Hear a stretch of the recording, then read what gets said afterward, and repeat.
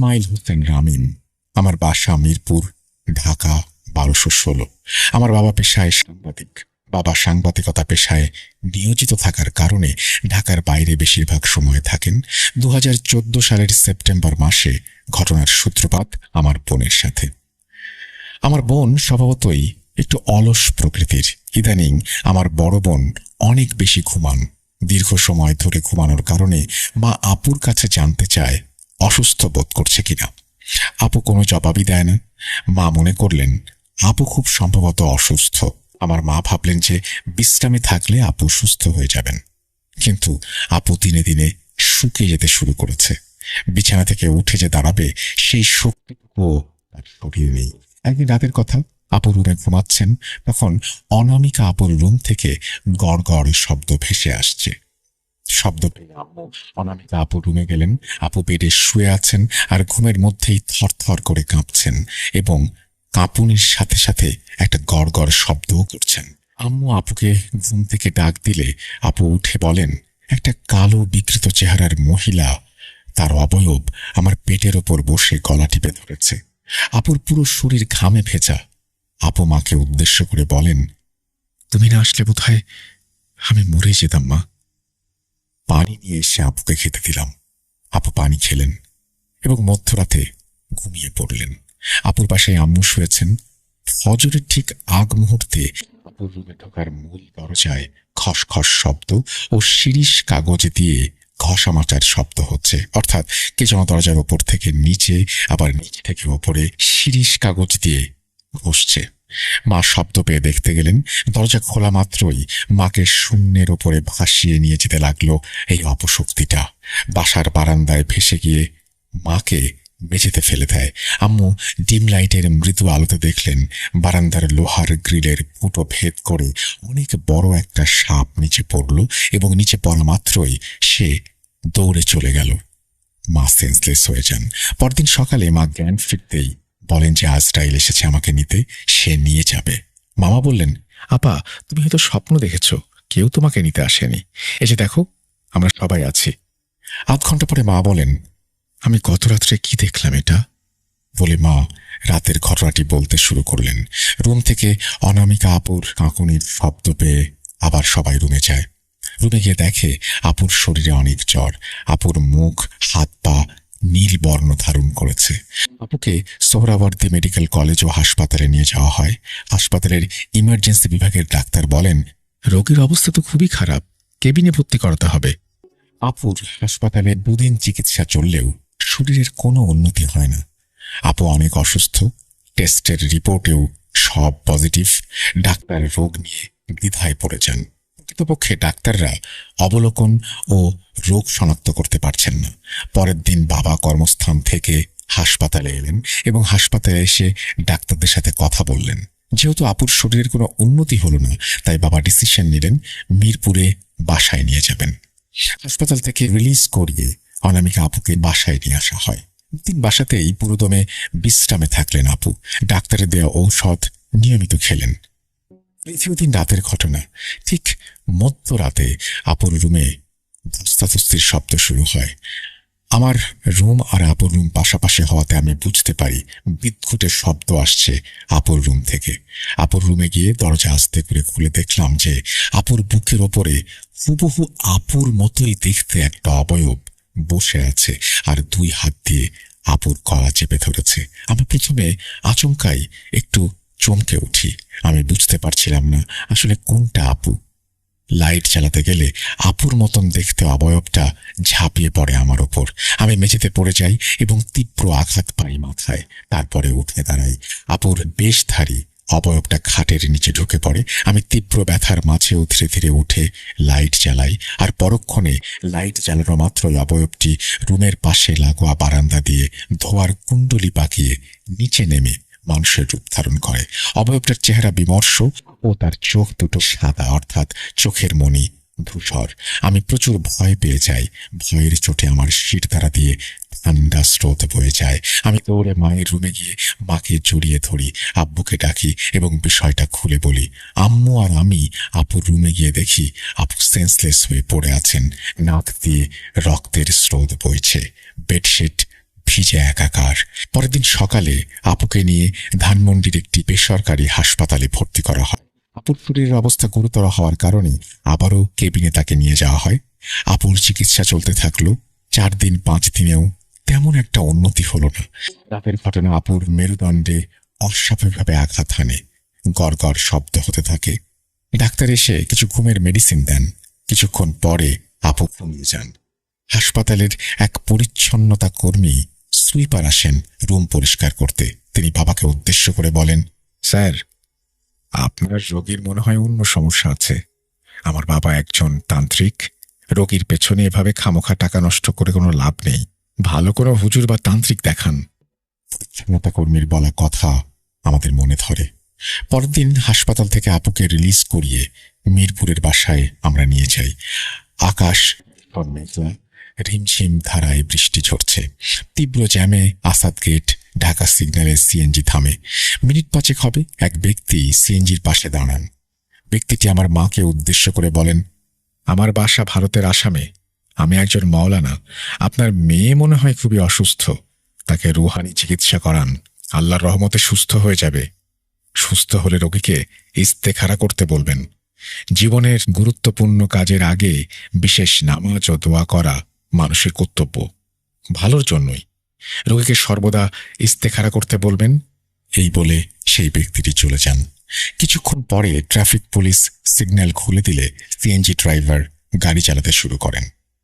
মিরপুর 1 নম্বরে আসার সময়ে সিএনজিতে আপুর কাঁপুনি ওঠে। মা আর আমি কালেমা পড়তে শুরু করি। আপু 7-8 মিনিট পরে কিছুটা স্বাভাবিক আচরণ করতে থাকেন। কাঁপুনি থেমে যায়। আপু ইশারায় পানি খেতে চান। পানির বোতল দেই, তাতে পানি খেতে পারছেন না আপু, কারণ আপুর শরীর নিস্তেজ। আপুকে বললাম, খুব খারাপ লাগছে কি? এই তো আর কিছুটা পথ বাকি, বাসার কাছেই চলে এসেছি। আপু কোনো উত্তর দেন না। রাত 11টা বাজে। মামার পরিচিত এক আগন্তুক ব্যক্তি মিরপুর বিহারি ক্যাম্প থেকে আসেন। তিনি আপুকে দেখে বলেন, রোগী তো অন্য সমস্যায় জর্জরিত। এই বলে তিনি আসন বসান এবং কিছুক্ষণ পরে তিনি বলেন, মেয়ের শরীরে পিশাচ জিন ভর করেছে। আপনারা ভালো হুজুর বা কবিরাজ দেখান। এই কথা বলে তিনি বিদায় নেন। পরের দিন আব্বুর এক বন্ধুর পরামর্শে মিরপুরের একটা মাজারে আপুকে নিয়ে যাওয়া হয়। মাজারের এক মহিলা কবিরাজ আপুকে দেখেন। তিনি কিছুক্ষণ সময় নিয়ে বলেন, এই মেয়েকে দ্রুত ভালো কোনো কবিরাজ বা তান্ত্রিক দেখান। এই সমস্যা আমি সমাধান করতে পারবো না। যদি মেয়েকে বাঁচাতে চান তো যা করার জলদি করেন, সময়ের কাজ সময়ে করেন, নয়তো পরে পস্তাতে হবে। রাতের ঘটনা, আপু কাঁপা কাঁপা গলায় বলতে থাকেন, আমার শ্বাস প্রশ্বাস নিতে কষ্ট হচ্ছে, খুব কষ্ট হচ্ছে। বাবা অনেক ভয় পেয়ে যান এই পরিস্থিতি দেখে। মায়েরও মন ভীষণ খারাপ হয়ে যায়। অনেক টাকা খরচ হয়ে গেছে, কিন্তু আপুর শরীরের কোনো উন্নতি হল না, বরং উল্টো দিনে দিনে তিনি অসুস্থ হয়ে যাচ্ছেন। মধ্যরাতের কথা, আপু স্বাভাবিক আচরণ শুরু করে। বিছানার বেডশিট মুখে নিয়ে হঠাৎ করে আবার চিবাতে শুরু করে। চোখ ভীষণ রকমের গাঢ় লাল। মা আপুর মুখ থেকে বেডশিট বের করে নেন ঠিকই, এবং ঠিক তখনই আপু অন্য এক মেয়ের কণ্ঠে বলেন, আমার মুখ থেকে বের করলি কেন কাপড়টা? খেতে তো ভালোই লাগছে। আপু ভ্রু কুঁচকে ঘরের এপাশ ওপাশ তাকাতে থাকেন। আমার বাবা জিন বাবুতে বিশ্বাস করতেন। বাবা মাকে উদ্দেশ্য করে বললেন, ওর শরীরে জিন আছে। সারা রাত বাবা মা আমি জেগেছিলাম।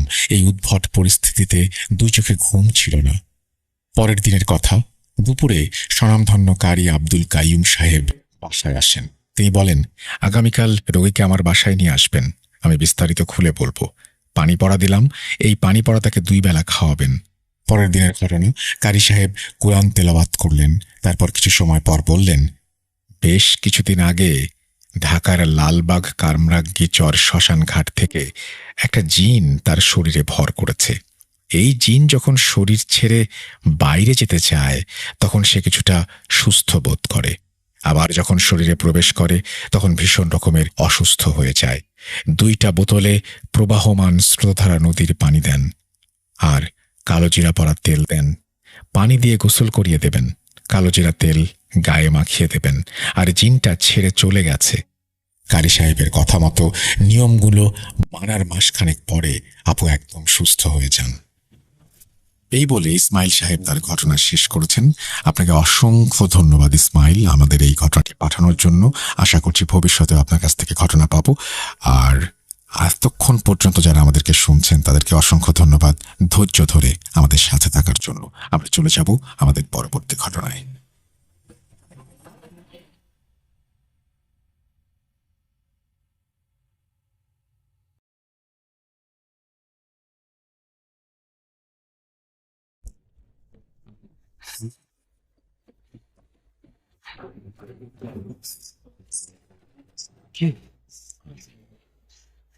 শরীরে দেখতে পাবে না কোনো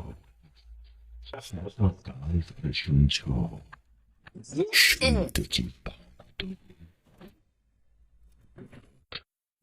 .com The fear returns with Pastor. Welcome back. আপনাদের সবাইকে স্বাগত জানাচ্ছি আমি রাস্তেল। আশা করছি আপনারা সবাই ভালো আছেন, ভালোর তলে আছেন। এই মুহূর্তে যে ঘটনাটি আমি পড়ে শোনাবো সেটি আমাদের পাঠিয়েছেন সাবিতা আলম। চলুন শুরু করা যাক। আপনার অজান্তেই আপনার এলাকায় একজন ফকিরের আবির্ভাব ঘটল। সেই ফকিরের চেহারা এমন যেন দেখে শরীরের ভেতরে ঠান্ডা বাতাস বয়ে যায়। সে নাকি যা চায় তাই নিয়ে যেতে পারে। কেমন হবে যদি এমন ফকির আপনার পরিবারের জন্য কাল হয়ে দাঁড়ায়? জানতে চান? আসসালামু আলাইকুম রাসেল ভাই ও প্রিয় শ্রোতা বন্ধুরা, আশা করি আপনারা সকলেই ভালো আছেন, সুস্থ আছেন। আমি মোহাম্মদ সাবিতা আলম, লিখছি ময়মনসিংহ বিভাগ থেকে। আজ আমি যার ঘটনাটি আপনাদের সাথে শেয়ার করব ওনার নাম শাহজাহান আলী। উনি করাচিতে বসবাসরত একজন পাকিস্তানি ভদ্রলোক। ওনার সাথে আমার যোগাযোগ হয় লুনা আপুর মাধ্যমে। আমি ওনার পরিচয় পর্ব আর দীর্ঘ না করে আজ সরাসরি ঘটনায় চলে যেতে চাই। ঘটনাটি শাহজাহান ভাই আমাকে যেভাবে বলেছেন আমি সেভাবেই আপনাদের সামনে উপস্থাপন করছি এবং অনিচ্ছাকৃত ভুল ত্রুটির জন্য ক্ষমা প্রার্থনা করছি। বলছেন শাহজাহান ভাই।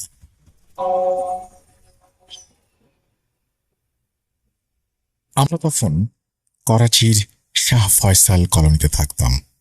বাড়ির ঠিক পাশ দিয়ে একটি রেল লাইন চলে গিয়েছিল। আমাদের বাসা থেকে সকাল ও বিকেলে ট্রেনের শব্দ স্পষ্ট শোনা যেত। আমাদের ছোট্ট একটি বাড়ি ছিল। আমি আমার মায়ের সঙ্গে সেই বাড়িতে ষষ্ঠ শ্রেণী থেকে থাকতাম। বলতে খারাপ শোনা গেলেও আমার বাবা তখন অন্যত্র বিয়ে করে ওনার সেই স্ত্রীর কাছেই চলে গিয়েছিলেন। তখন থেকেই আমি আমার মাকে দেখেছি বাড়ির ছোট্ট একটি রুমে, যার জানালা বাইরে গলিতে খুলত। সেখানেই আমার মা একটি দোকান চালাতেন। দোকানের আয় থেকেই আমাদের পড়াশোনা এবং বাড়ির খরচ চলত। আমি ম্যাট্রিক পাশ করার পর সেই দোকানের বেশিরভাগ দায়িত্ব নিজের কাঁধে তুলে নিয়েছিলাম।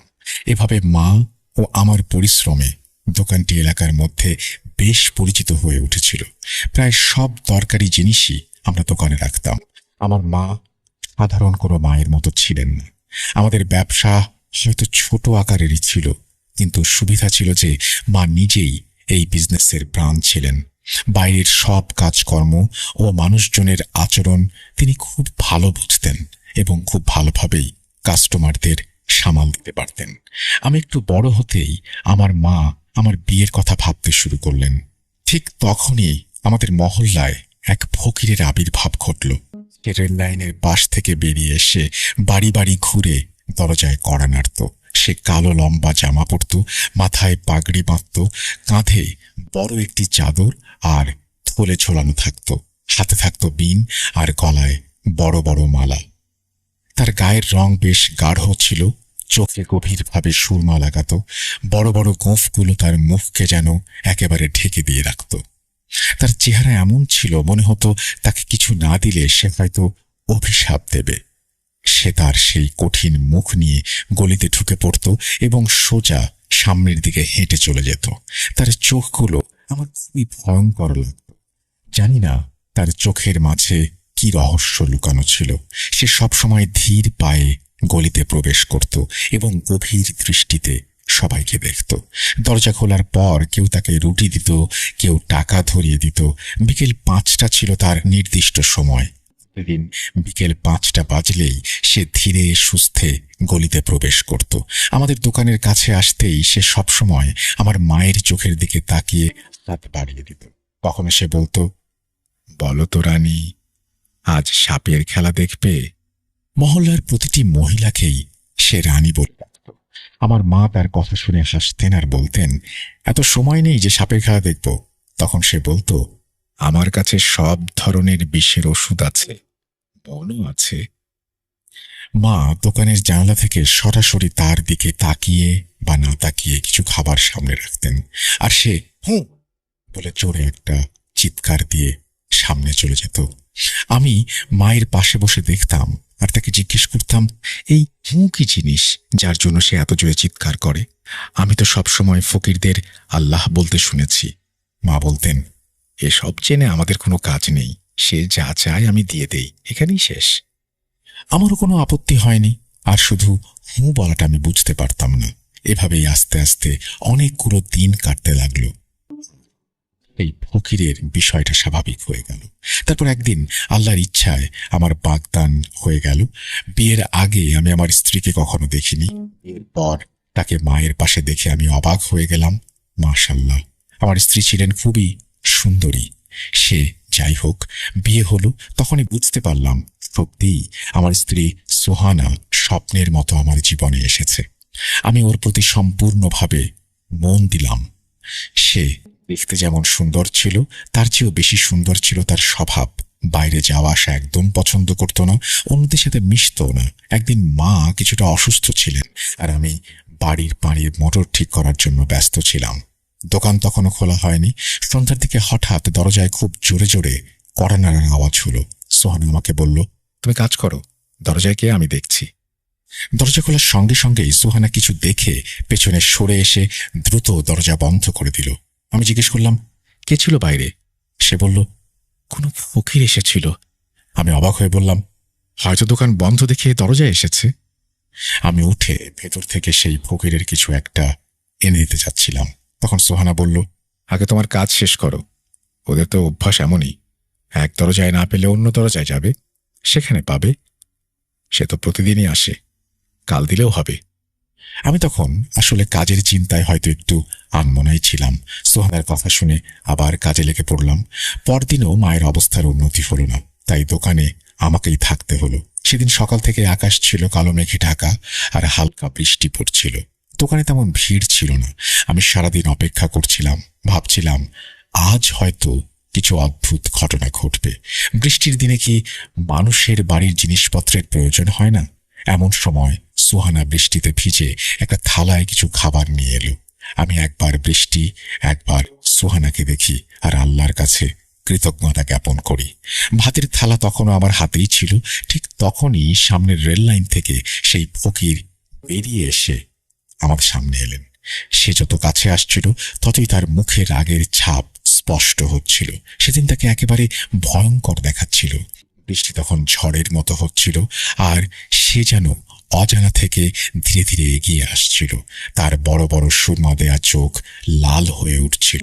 মনে হচ্ছিল যেন সে কোনো ব্যাপারে প্রচণ্ড বিরক্ত। আমি কিছু বলার আগেই থালার সব খাবার হাতে নিয়ে তার ব্যাগে দিলাম। সে বলল, গতকালই প্রথমে এই বাড়ি থেকে আমি খালি হাতে ফিরলাম। তার গলার স্বর ছিল ভীষণ গম্ভীর। সে সোহানাকে গভীরভাবে দেখছিল। বললাম, ফকির ভাই রাগ করবেন না, কাল আমার মা অসুস্থ ছিলেন। আমি এই কথা বলতেই সে রাগে গজগজ করতে লাগলো। তার চোখ থেকে যেন আগুন ঝরছিল, মুখেও চিন্তার ছাপ ফুটে উঠল। তারপর গম্ভীর স্বরে বলল, এই তোমার বউ তো কাল আমাকে ফিরিয়ে দিয়েছিল। তখন সোহানার দিকে তাকালাম। সোহানা অদ্ভুত দৃষ্টিতে আমাকে দেখছিল। তখন সেই ফকিরকে আগের মতো লাগছিল না। মনে হচ্ছিল সে রাগে সবকিছু ছিঁড়ে খুঁড়ে ফেলবে। আমি তার চোখে চোখ রেখে কথা বলতে পারছিলাম না। তার মুখের অভিব্যক্তি দেখে তখন আমার বেশ ভয় লাগছিল। এরপর সে আমার সামনে দাঁড়িয়ে থেকে চোখ বন্ধ করলো এবং মুখে কিছু বিড়বিড় শব্দ করতে লাগলো। আমি খুব মনোযোগ দিয়ে তাকিয়েছিলাম। সে বন্ধ চোখেই পকেট থেকে কিছু একটা বের করে মুঠোর ভেতর ফু দিল। তারপর চোখ খুলে সোজা সুহানার দিকে তা ছুড়ে দিল। আমি সঙ্গে সঙ্গে পেছনে ঘুরে তাকালাম। সুহানা ভয় পেয়ে চোখ বন্ধ করে ফেলেছিল, কিন্তু সেখানে কিছুই ছিল না। বুঝতে পারলাম না ফকির আসলে কি ছুড়ে দিল। আমরা দেখতেও পেলাম না সেটা। আমি একবার সুহানাকে দেখি, একবার ফকিরের দিকে তাকাই। তখন সে গম্ভীর স্বরে বলল, এবার পালা আসবে। সে সুহানার দিকে গভীর মনোযোগে তাকিয়েছিল। আমার মনটা তখন ভীষণ অদ্ভুত লাগছিল। আমি তার উপর রাগও করতে পারছিলাম না, কিন্তু আমি তাকে বললাম, সে তো একজন ফকির, রোজই তো তাকে কিছু না কিছু দেয়া হয়, একদিন না পেলে এমন কি হয়? তাই বলে সে আমাদের সঙ্গে এমন করবে? আমার কথাগুলো শুনেই ব্যাগ থেকে খাবারগুলো দোকানের সামনেই ফেলে দিয়ে গলা শক্ত করে সামনে এগিয়ে গেল। আমার বুকের ভেতরটা ধুকপুক করতে শুরু করলো। কপালে ছোট ছোট ঘামের ফোঁটা দেখা দিল। আমি খানিকটা নার্ভাস হয়ে গেলাম। পেছনে তাকিয়ে দেখলাম সুহানা অবাক হয়ে আমার দিকে তাকিয়ে আছে, যেন সে জানতে চাচ্ছে এগুলো কি ঘটছে। আর সুহানা আমাদের এলাকারও ছিল না, তাই এসব ব্যাপার ওর জানার কথাও না। আমার মন অস্থির হয়ে উঠল। আমি মায়ের কাছে গিয়ে সব খুলে বললাম। মা তখনও জ্বর নিয়ে অসুস্থ অবস্থায় বিছানায়। মা বললেন, কাল কেন ফকিরকে রাগিয়ে দিলি? সোহানা তো জানে না, কিন্তু আজ পর্যন্ত আমরা কখনোই ওকে খালি হাতে ফিরিয়ে দেইনি। সে যখন এসেছে যা ছিল আমরা তাই দিয়েছি। তাছাড়া সোহানা তো জানারও কথা না। কাল ও এলে আমি নিজে গিয়ে বলবো মেয়েটা বুঝতে পারেনি। ব্যাপারটা হয়তো সাধারণই ছিল, কিন্তু আমার একটা অজানা ভয় জন্ম নিতে লাগলো। ফকিরের সেই দৃষ্টি আমাকে অনেক কিছু বুঝিয়ে দিয়েছিল। সেদিন রাতেই হঠাৎ সুহানার খুব জ্বর বেড়ে গেল। আমি ভাবলাম মৌসুমি জ্বর, কিন্তু মধ্যরাতে হঠাৎ তার মাথায় প্রচন্ড ব্যথা শুরু হলো। ব্যথার তীব্রতায় ওর মুখের রং পাল্টে গেল। ওর মুখে ব্যথার ছাপ স্পষ্ট হয়ে উঠছিল। সে মাথা ধরে কাতরাচ্ছিল। আমি মাথা টিপে দিতে লাগলাম, কিন্তু কিছুতেই ব্যথা কমছিল না। আমি ওষুধ দিলাম, তাতেও কোনো কাজ হলো না। বাইরে আবহাওয়াও খারাপ, রাস্তার অবস্থাও ধ্বংসস্তূপের মতো। বুঝতেই পারছিলাম না কি করব। সারা রাত আমি আর মা ওর পাশে বসে রইলাম। ব্যথায় ওর মাথা যেন ফেটে যাচ্ছিল। ওর মুখ দেখে মনে হচ্ছিল যেন কেউ ওর শরীরের সব রক্ত শুষে নিয়েছে। মা নিজেও অবাক হয়ে গেলেন। একটা সাধারণ জ্বর এত ভয়ঙ্কর হতে পারে কিভাবে? সুহানা কিছুতেই শান্তি পাচ্ছিল না। সারা রাত ধরে ও যন্ত্রণায় কাঁপড়াচ্ছিল। আমরা যতটুকু পারলাম করলাম, কিন্তু ওর যন্ত্রণা কমল না। ফজরের আজানের পর আমাদের অজান্তেই কখন যেন ঘুমিয়ে পড়েছিল। ও কখন ঘুমালো কে জানে। সকালে উঠে দেখি ওর চোখে এখনো ব্যথার ছাপ। রাতের মতো ভয়াবহ অবস্থা না হলেও সুহানা যেন আগের সুহানা নেই। এক রাতের কষ্ট ওকে পুরোপুরি বদলে দিয়েছে। জ্বর কমলে সে একদম চুপচাপ ছিল। মা বারবার বলছিল ডাক্তার দেখাতে, কিন্তু ও নিজেই যেতে রাজি হচ্ছিল না। মা সেই প্রথমবারের মতো ফকিরের জন্য অপেক্ষা করতে লাগলেন। বারবার দোকানের জানালা দিয়ে বাইরে তাকাচ্ছিলেন। মা বারবার মুখ ঘুরিয়ে রেল লাইনের দিকে তাকাতেন, যেন ফকিরকে দেখতে পান। নির্দিষ্ট সময় পেরিয়ে গেল, কিন্তু ফকিরের কোনো খবর নেই। এই রাতেও সুহানার অবস্থা আবার একই রকম হলো। মাথার ব্যথায় সে দেয়ালে মাথা ঠুকতে লাগলো। কখনো আমি ওকে সামলাই, কখনো মাকে ডাকি, আবার ছুটে যাই এলাকার ডাক্তারের কাছে। ডাক্তার এসে অবস্থা দেখে বললেন, এটা সাধারণ মাথা ব্যথা নয়, এক্ষুনি বড় হাসপাতাল নিতে হবে। সাধারণ কিছু নয়। ডাক্তার ব্যথার ইঞ্জেকশন দিলেন। মা তখন বললেন, আমার মনে হয় দোকানে আসা ফকিরের জন্য এমনটা হচ্ছে, না হলে এর আগে তো কখনো এমন হয়নি। সুস্থ একটা মেয়ে মুহূর্তের মধ্যেই হাতের মুঠো থেকে ফসকে গেল। নিশ্চয় এটা ফকিরের অভিশাপ। আমার মনে সন্দেহ হতে শুরু করলো। মনে হচ্ছিল কোথাও থেকে ফকির আসুক, আমি তাকে সব কিছু দিয়ে ওর রাগটা কমিয়ে দেই। কিন্তু সেই সন্ধ্যাতেও ফকির এলো না। আমি পাড়ার বাড়িতে বাড়িতে গিয়ে খোঁজ করলাম, কোথাও ফকিরের খবর নেই। দুদিন ধরে সে কারো বাড়িতে যায়নি। আমরা বাধ্য হয়ে সোহানাকে করাচির বড় হাসপাতালে নিয়ে গেলাম। সেখানেই তাকে ভর্তি করানো হলো। ডাক্তাররা চিকিৎসা করার সময় চোখের পলকে তার চোখ জোড়া ওপরের দিকে উঠে গেল, আর সে হঠাৎ ছটফট করতে শুরু করলো। ডাক্তাররা নিজেদের মতো সব চেষ্টা করছিলেন, কিন্তু যাই করা হোক সব নিয়ন্ত্রণের বাইরে চলে যাচ্ছিল। সন্ধ্যার সময় ঘনিয়ে আসছিল। মা সুহানার এই অবস্থা দেখে দ্রুত বাড়ির দিকে ছুটে গেলেন। হয়তো ফকির এসে পড়বে আর মা নিজেই তার কাছে ক্ষমা চাইবেন। মা মাত্র পা বাড়িয়েছেন, তখনই সুহানা জোরে চিৎকার দিয়ে উঠল, তাড়াতাড়ি যান, সে এসেছে, সে আসছে, তার কাছে ক্ষমা চেয়ে আমার জীবন ফিরিয়ে দিন। মা নিজের বৌমার এই অবস্থা দেখে পাগলের মতো কাঁদছিলেন। আমিও হতবাক হয়ে গিয়েছিলাম, বুঝতে পারছিলাম না আসলে কি ঘটছে। মা দ্রুত পায়ে বাড়ি গেলেন। বাড়িতে পৌঁছেই দোকানের জানালা খুলে ফকিরের আসার জন্য দোয়া করতে শুরু করলেন। তার মনে তখন নেতিবাচক চিন্তার ঝড় বইছে। ফকির কি এমন কোনো অলৌকিক ক্ষমতার অধিকারী যে তার এই গভীর দৃষ্টিতে এই অবস্থা হয়েছে? মৃত্যুও যেন খুব কাছে এসে দাঁড়িয়েছে। অনেক উদ্বেগের পর ঠিক 5টা বাজতেই মা রেল লাইনের দিকে থেকে ফকিরকে দেখতে পেলেন। মা আতঙ্ক ভরা চোখ নিয়ে ফকিরের অন্য কোনো দরজায় যাওয়ার আগেই ডাকতে লাগলেন। ফকির মায়ের দিকে তাকালো, কিন্তু সে কাউকে পাত্তা না দিয়ে এক এক করে বাড়ি পার হয়ে যেতে লাগলো। সে ঠিক আমাদের বাড়ির সামনে এসে দোকানের জানালায় দাঁড়ালো। মা বিনয়ের সঙ্গে বললেন, ফকির সাহেব, আপনি যা চান আজ নিয়ে যান, শুধু আমার বৌমাকে সুস্থ করে দিন। সে মায়ের দিকে না তাকিয়েই গম্ভীরভাবে বলল, যা চাইব নেব, ভেবে দেখেছ রানী? মা বললেন, হ্যাঁ, শুধু ওকে সুস্থ করে দিন, ওকে ক্ষমা করে দিন। ফকির বলল, তোমার বৌমা কোথায়? মা বললেন, বড় হাসপাতালে। ফকির বলল, আমাকে সেখানে নিয়ে চলো। মা সঙ্গে সঙ্গে ফকিরকে নিয়ে হাসপাতালে গেলেন। ফকির এক নজরে শুয়ে থাকা সুহানাকে দেখে তার চাদরের কোণা থেকে একটা কালো পাথর বের করে মায়ের হাতে দিলেন। বললেন, এটা ওর মাথায় রাখো। মা তেমনটাই করলেন। আমি পাশে দাঁড়িয়ে দেখছিলাম। পাথরটা মাথায় রাখতেই সুহানা হঠাৎ স্বাভাবিক হয়ে গেল। সে পুরোপুরি ঠিক ছিল, কোনো ব্যথাই আর তার ছিল না। আমি আর মা এতটাই আনন্দে ছিলাম যে ফকিরের কথা ভুলেই গিয়েছিলাম। সুহানা বিছানা থেকে উঠে বসল। আমরা আনন্দে ঘুরে দাঁড়িয়ে ফকিরকে দেখতে গেলাম, কিন্তু সেখানে ফকির ছিল না। ভাবলাম হয়তো সুহানা ভালো হয়েছে দেখে চলে গেছে। আমি ওকে কালো পাথরটা ফেরত দিতে যাচ্ছিলাম, কিন্তু হে কি, আমার হাত তো খালি। তাহলে সেই কালো পাথরটা কি আমার হাতেই ছিল না? আমি হতভম্ব হয়ে গিয়েছিলাম, কিন্তু স্ত্রীর সুস্থতার আনন্দটা ছিল আরো অনেক বেশি। আমরা বাড়িতে ফিরে এলাম। মা সোহানার পছন্দের খাবার রান্না করলেন। সোহানা নতুন জামা বের করে গোসল সেরে বাইরে এসে মা আর আমার পাশে বসল। সে সুস্থ ছিল, তবে কিছুটা চিন্তিত দেখাচ্ছিল। আমি জিজ্ঞেস করতে সে বলল, যখন আমি ব্যথায় কাতরাচ্ছিলাম, আমার চোখে শুধু সেই ফকিরের মুখটাই ভেসে উঠছিল, আর কারো কথা মাথায় আসছিল না। এটা বলতে সে খানিকটা ভয় পেয়ে গেল।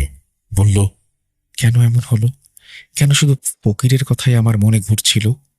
আর ওই পাথরটা ছোঁয়াতে কিভাবে এত দ্রুত সুস্থ হয়ে গেলাম? তারপর সে মায়ের দিকে তাকালো। এই ফকির আসলে কে? মা কিছু বলতে যাচ্ছিলেন, এমন সময় দরজায় ঘন্টা বাজল। বাইরে একটা ছেলে দাঁড়িয়ে আছে। বলল, দোকান থেকে কিছু জিনিস লাগবে, আপনারা কি দোকান খুলবেন? সত্যি বলতে এসবের মধ্যে আমরা দোকানের কথা ভুলেই গিয়েছিলাম। আমি উঠে দোকান খুলতে গেলাম। আমার বের হওয়ার সঙ্গে সঙ্গে মা রান্নাঘরে গেলেন। দোকানে কাস্টমার রেখে আমি আবার ঘরে এলাম, আর তখনই আমার চিৎকার বেরিয়ে গেল। সোহানা বিছানায় এলোমেলো অবস্থায় পড়েছিল। তার নাক থেকে রক্ত পড়ছিল, আর শরীরটা বরফের মতো ঠান্ডা। আমার চিৎকার শুনে মা সুহানাকে দেখলেন। আমি পাগলের মতো তার দিকে ছুটে গেলাম, কিন্তু সুহানা আমাদের সবাইকে ছেড়ে চলে গিয়েছে পরপারে। কিছুতেই বুঝতে পারছিলাম না কয়েক মিনিটের মধ্যে কিভাবে সব ঘটে গেল। আমার চোখের পানি যেন থামছিলই না। মায়ের অবস্থা আরো খারাপ। হাসপাতাল থেকে সুস্থ অবস্থায় আমরা তাকে নিয়ে এসেছিলাম, অথচ মুহূর্তেই কি থেকে কি হয়ে গেল। দাফনের আয়োজন চলছিল, আর আমি আর মা একে অপরকে জড়িয়ে ধরে কাঁদছিলাম।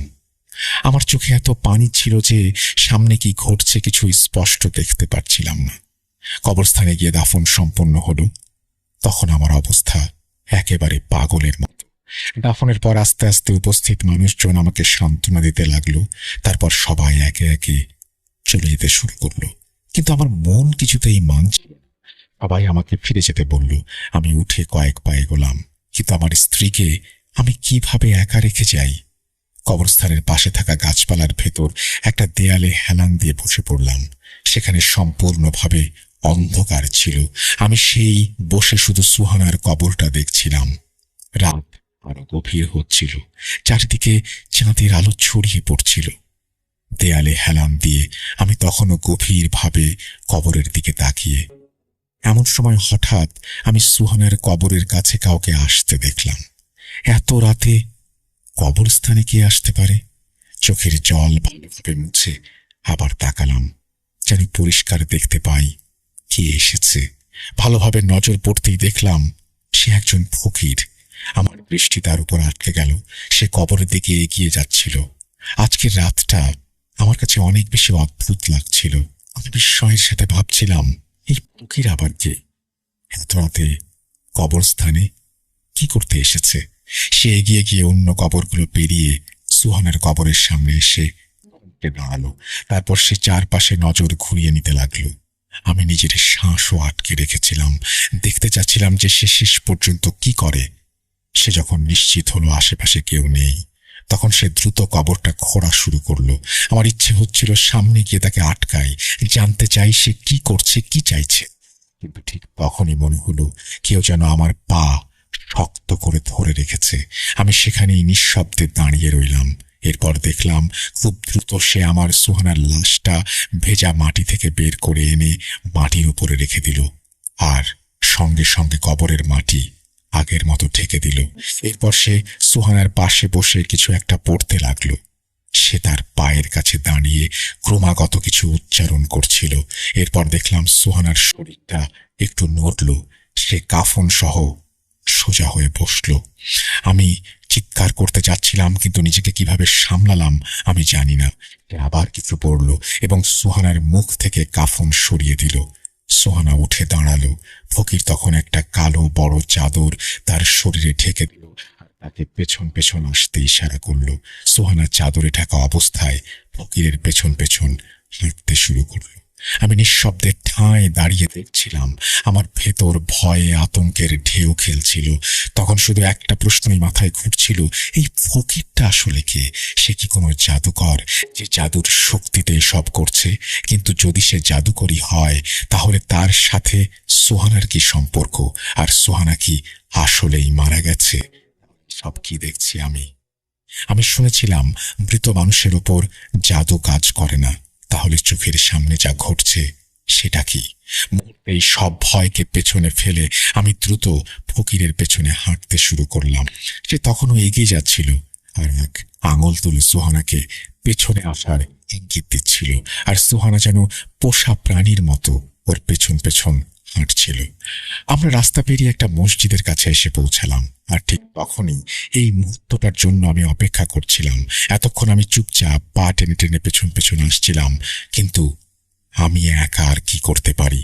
ফকিরের ক্ষমতা সম্পর্কে আমার তেমন কোনো ধারণাই ছিল না, কিন্তু হঠাৎ মসজিদটা চোখে পড়তেই যেন এক অজানা শক্তি আমার ভেতরে জেগে উঠল। মুহূর্তেই আমি সুহানাকে শক্ত করে ধরে ফেললাম। ফকির দ্রুত ঘুরে তাকালো। সে কিছু করার আগেই আমি মসজিদের দিকে ছুটে গিয়ে চিৎকার করলাম। ভেতরে নামাজরত কয়েকজন লোক শব্দ শুনে বাইরে বেরিয়ে এলো। তারা আমাদের দেখে প্রথমে ভয় পেয়ে একটু পিছিয়ে গেল। আমি নিজেই সোহানাকে নিয়ে মসজিদের ভেতরে ঢুকে গেলাম। সেখানে রাতের ইবাদতে ব্যস্ত কিছু মুসল্লি আমার এমন আচরণ দেখে অবাক হয়ে গেলেন। তারা কাফনে মোড়া সোহানাকে দেখে ভয়ে কেঁপে উঠলেন। কেউ কাছে আসার সাহস পাচ্ছিলেন। আমি মুসল্লিদের সবকিছু খুলে বললাম। ঠিক তখনই মসজিদের ভেতর থেকে এক অদ্ভুত শব্দ হলো। আওয়াজ শুনে সোহানা আবারও অজ্ঞান হয়ে গেল। কেউ বললেন, ওকে হাসপাতালে নিয়ে যাও, তুমি এটা মারা যায়নি, তোমরা ভুলে মৃত ভেবেছ। তখন আমি বললাম যে যদি সে জীবিত থাকে তাহলে ফকির কিভাবে জানলো? এই কালো পাথরে এমন কি ছিল? পাথরটা তো আমার হাতেই ছিল, কিভাবে হারিয়ে গেল? আসলে কি ঘটছে? আমার পাশে একজন বয়স্ক লোক ছিলেন। তিনি পবিত্র কোরআন পড়ে পানিতে ফোঁ দিয়ে আমাকে দিলেন। বললেন, পানি ওর ওপরে ছিটিয়ে দাও, একটু খাইয়ে দাও। কিছুক্ষণের মধ্যেই সুহানা জেগে উঠল আর মসজিদে নিজেকে দেখে অবাক হলো। কাফনের দিকে তাকিয়ে সে ভয় পেল। জিজ্ঞেস করল, এসব কি? পাশে দাঁড়ানো একজন তার বাড়ি থেকে মহিলাদের কাপড় এনে দিলেন। সুহানা কাপড় পরিবর্তন করল। সে তখন পুরোপুরি সচেতন। আমি তাকে জিজ্ঞেস করলাম, কি হয়েছিল তোমার? ও কিছুই মনে করতে পারল না। ফকিরের পেছনে হাঁটার কথাও ওর স্মৃতিতে ছিল না। আমাদের এলাকায় দ্রুত ছড়িয়ে পড়ল যে মৃত একটা মেয়ে আবার জীবিত হয়েছে। এলাকার ডাক্তার নিজেও অবাক। যাকে কিছুক্ষণ আগে তিনি মৃত ঘোষণা করেছিলেন, সে কিভাবে আবার বেঁচে উঠল আমি জানি না। আমার কিছুই বলার ছিল না, কিন্তু বাস্তব হলো সে আমার সামনেই ছিল এবং জীবিতই ছিল। মা সবাইকে ফকিরের ব্যাপারে বিস্তারিত বলেছিলেন। সবাই কবরের কাছে গিয়ে দেখল সত্যিই কবরটা ভেতর থেকে খালি ছিল। সেই ফকিরটা কে ছিল? সে কি কোনো জাদুকর, নাকি অন্য জগতের কেউ? আমার মনে পড়ল ফকিরের বলা সেই কথাগুলো, সে যা চায় তাই নিতে পারে। আমরা কি জানতাম সে আসলে কি চেয়েছিল? সে কি সুহানাকে কোনো উদ্দেশ্যে ব্যবহার করতে চেয়েছিল, নাকি আমরা সবাই কোনো জাদুকরের কবলে পড়েছিলাম? সুহানার পরিবার এসব ঘটনার পর খুব ভয় পেয়ে গিয়েছিল। আমরাও কম আতঙ্কিত হইনি। তবে বয়স্কদের দোয়া সাহসে সুহানা এখন সম্পূর্ণ স্বাভাবিক। ফকিরের কথা তার মনে আর আসেই না, কিন্তু আমি কিভাবে সব ভুলতে পারি? কেউ জানতো না সে কোথা থেকে আসতো, কোথায় যেত, তার উদ্দেশ্য কি ছিল, আর আসলে সে কে। আমাদের গলির বাইরের কেউ তাকে চিনত না। আমাদের গলির মানুষ ছাড়া অন্য কেউ তাকে দেখেনি। এরপর থেকে আর কোনো ফকিরকে আমার বউয়ের দিকে তাকানোর সুযোগ দেইনি। ওই এলাকা ছেড়ে আমরা অন্য জায়গায় চলে এসেছি। ভাগ্যিস এরপর আর কোনো ফকিরের মুখোমুখি হইনি। তবে আজও আমার মনে প্রশ্ন জাগে, সে আসলে কে ছিল আর কি চেয়েছিল? এই ছিল আমার ঘটনা। ধন্যবাদ সবাইকে। আল্লাহ হাফিজ।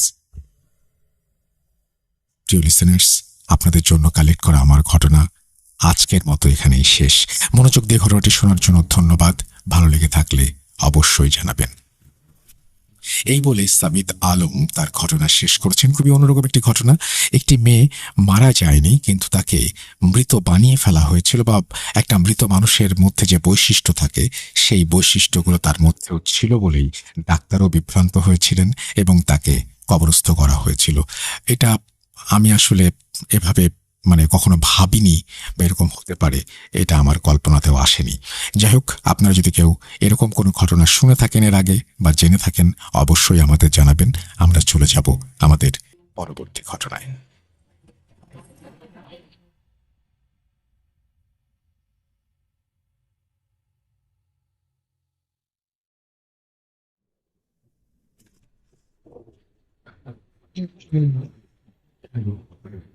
কেন তুমি আছো?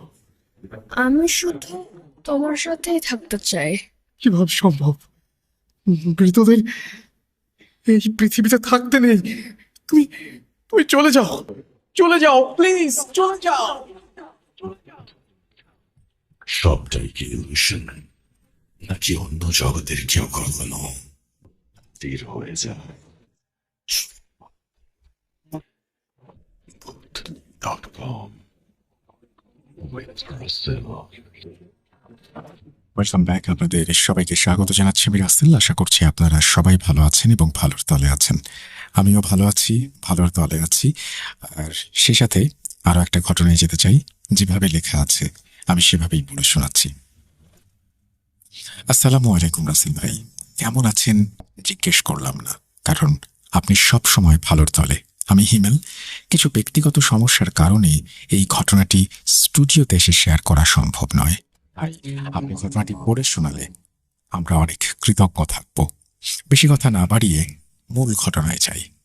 আমার নাম হিমেল। আমার মূল বাড়ি বরিশালে। আমিও আমার ভাই ঢাকায় একটি বেসরকারি বিশ্ববিদ্যালয়ে অধ্যয়ন করছি। ঢাকায় পড়ালেখা করার সুবাদে আমরা বিশ্ববিদ্যালয়ের কাছাকাছি একটি বাসায় 2টি রুম ভাড়া নেই। এই বাসায় আগেই 2টি রুমে 2জন বড় ভাই থাকতেন। আমরা আসায় বাসায় 4 রুমে 4 জন থাকতে শুরু করি।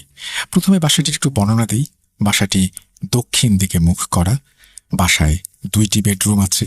2টি বেডরুমের সাথেই অ্যাটাচ বাথরুম, বারান্দা আছে, আর একটি সিঙ্গেল রুম, আর অপর পাশে রয়েছে একটি পার্টিশন রুম। আমি সিঙ্গেল রুমে একা থাকি। মূল সমস্যাটি শুরু হয় আমাদের বাসায় আসার আরো সপ্তাহ 2 পরে। আমার সাথে প্রথম ঘটনাটি যেদিন ঘটে সেইখান থেকে শুরু করছি। আমরা 4 জন রাত 11টার সময় রাতের খাবার খেয়ে যে যার রুমে ঘুমানোর জন্য চলে যাই। আমার রুমটি হলো বাসার মাঝ বরাবর।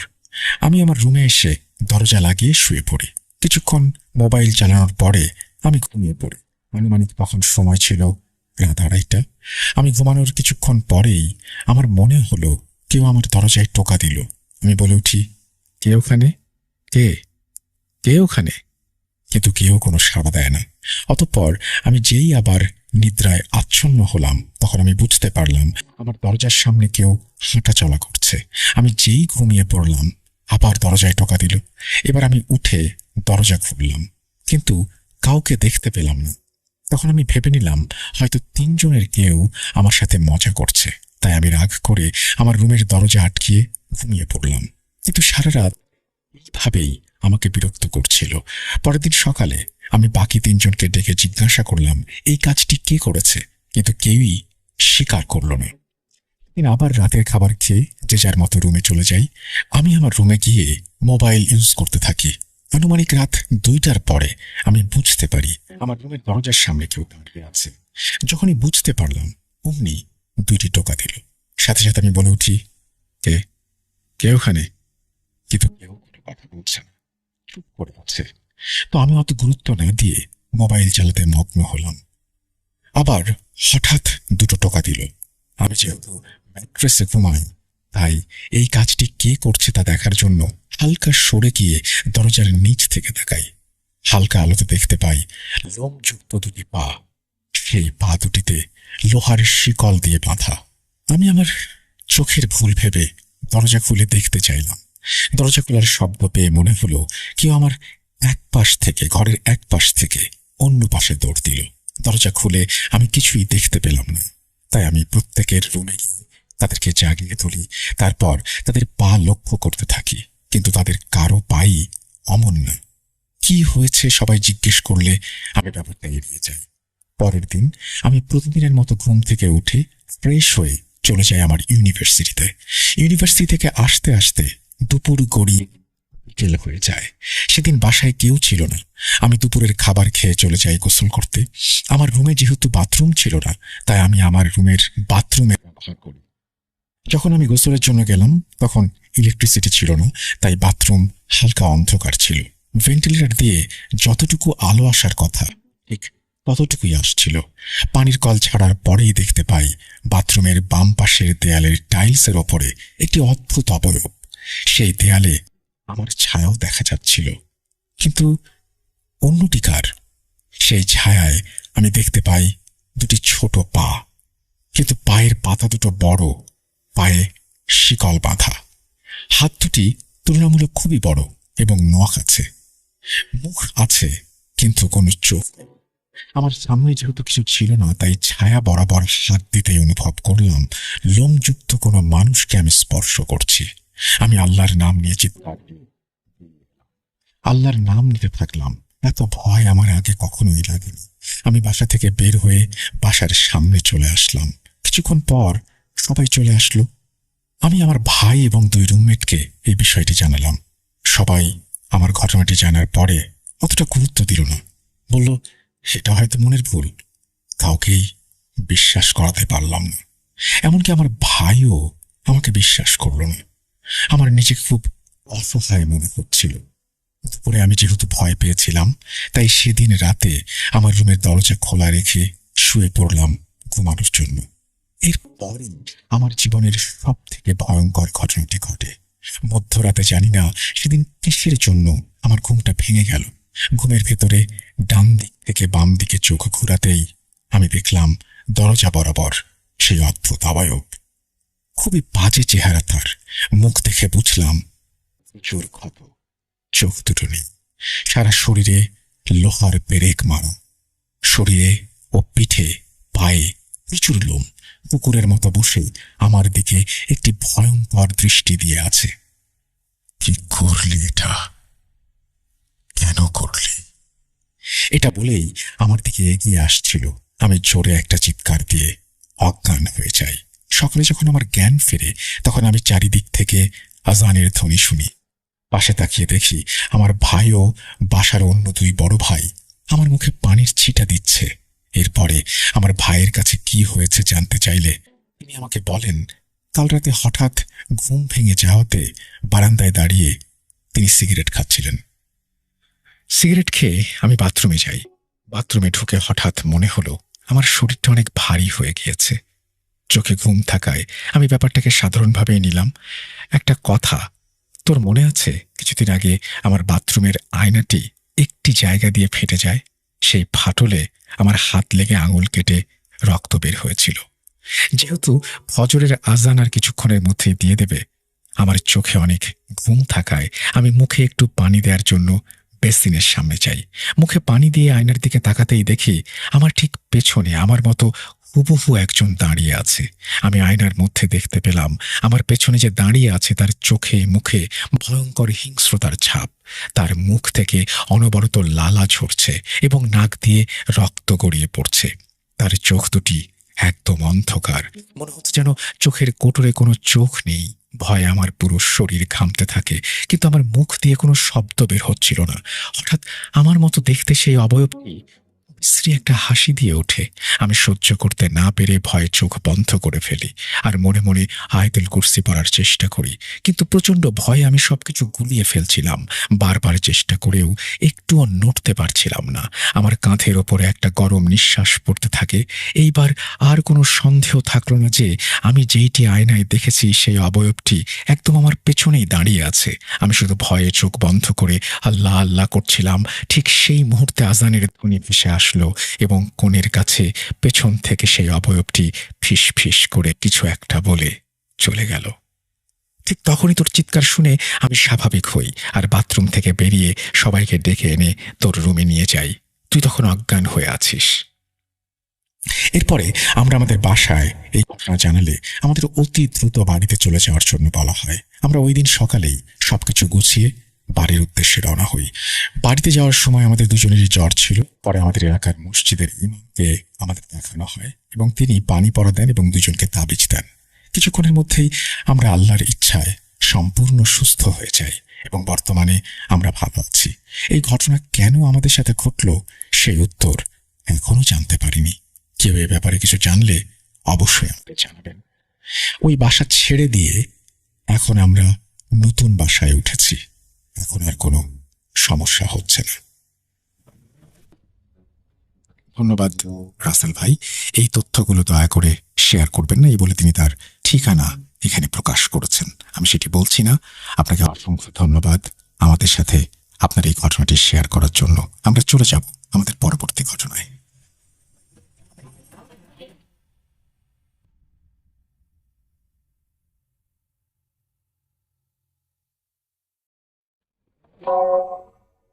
রাতের আধারে ভয়ের রাজ্য ভুঁড়ে ফিরেছি এই পুরনো সুরে। বিশ্বাস করা বা না করা আপনার ব্যাপার।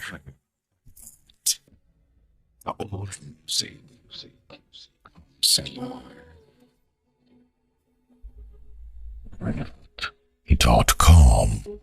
The fear returns. Welcome back. আপনাদের সবাইকে স্বাগত জানাচ্ছি আমি রাসেল। আশা করছি আপনারা সবাই ভালো আছেন এবং ভালোর দলে আছেন। আমিও ভালো আছি এবং ভালোর দলে আছি।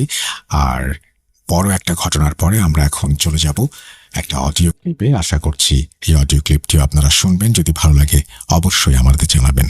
চলুন শুরু করা যাক।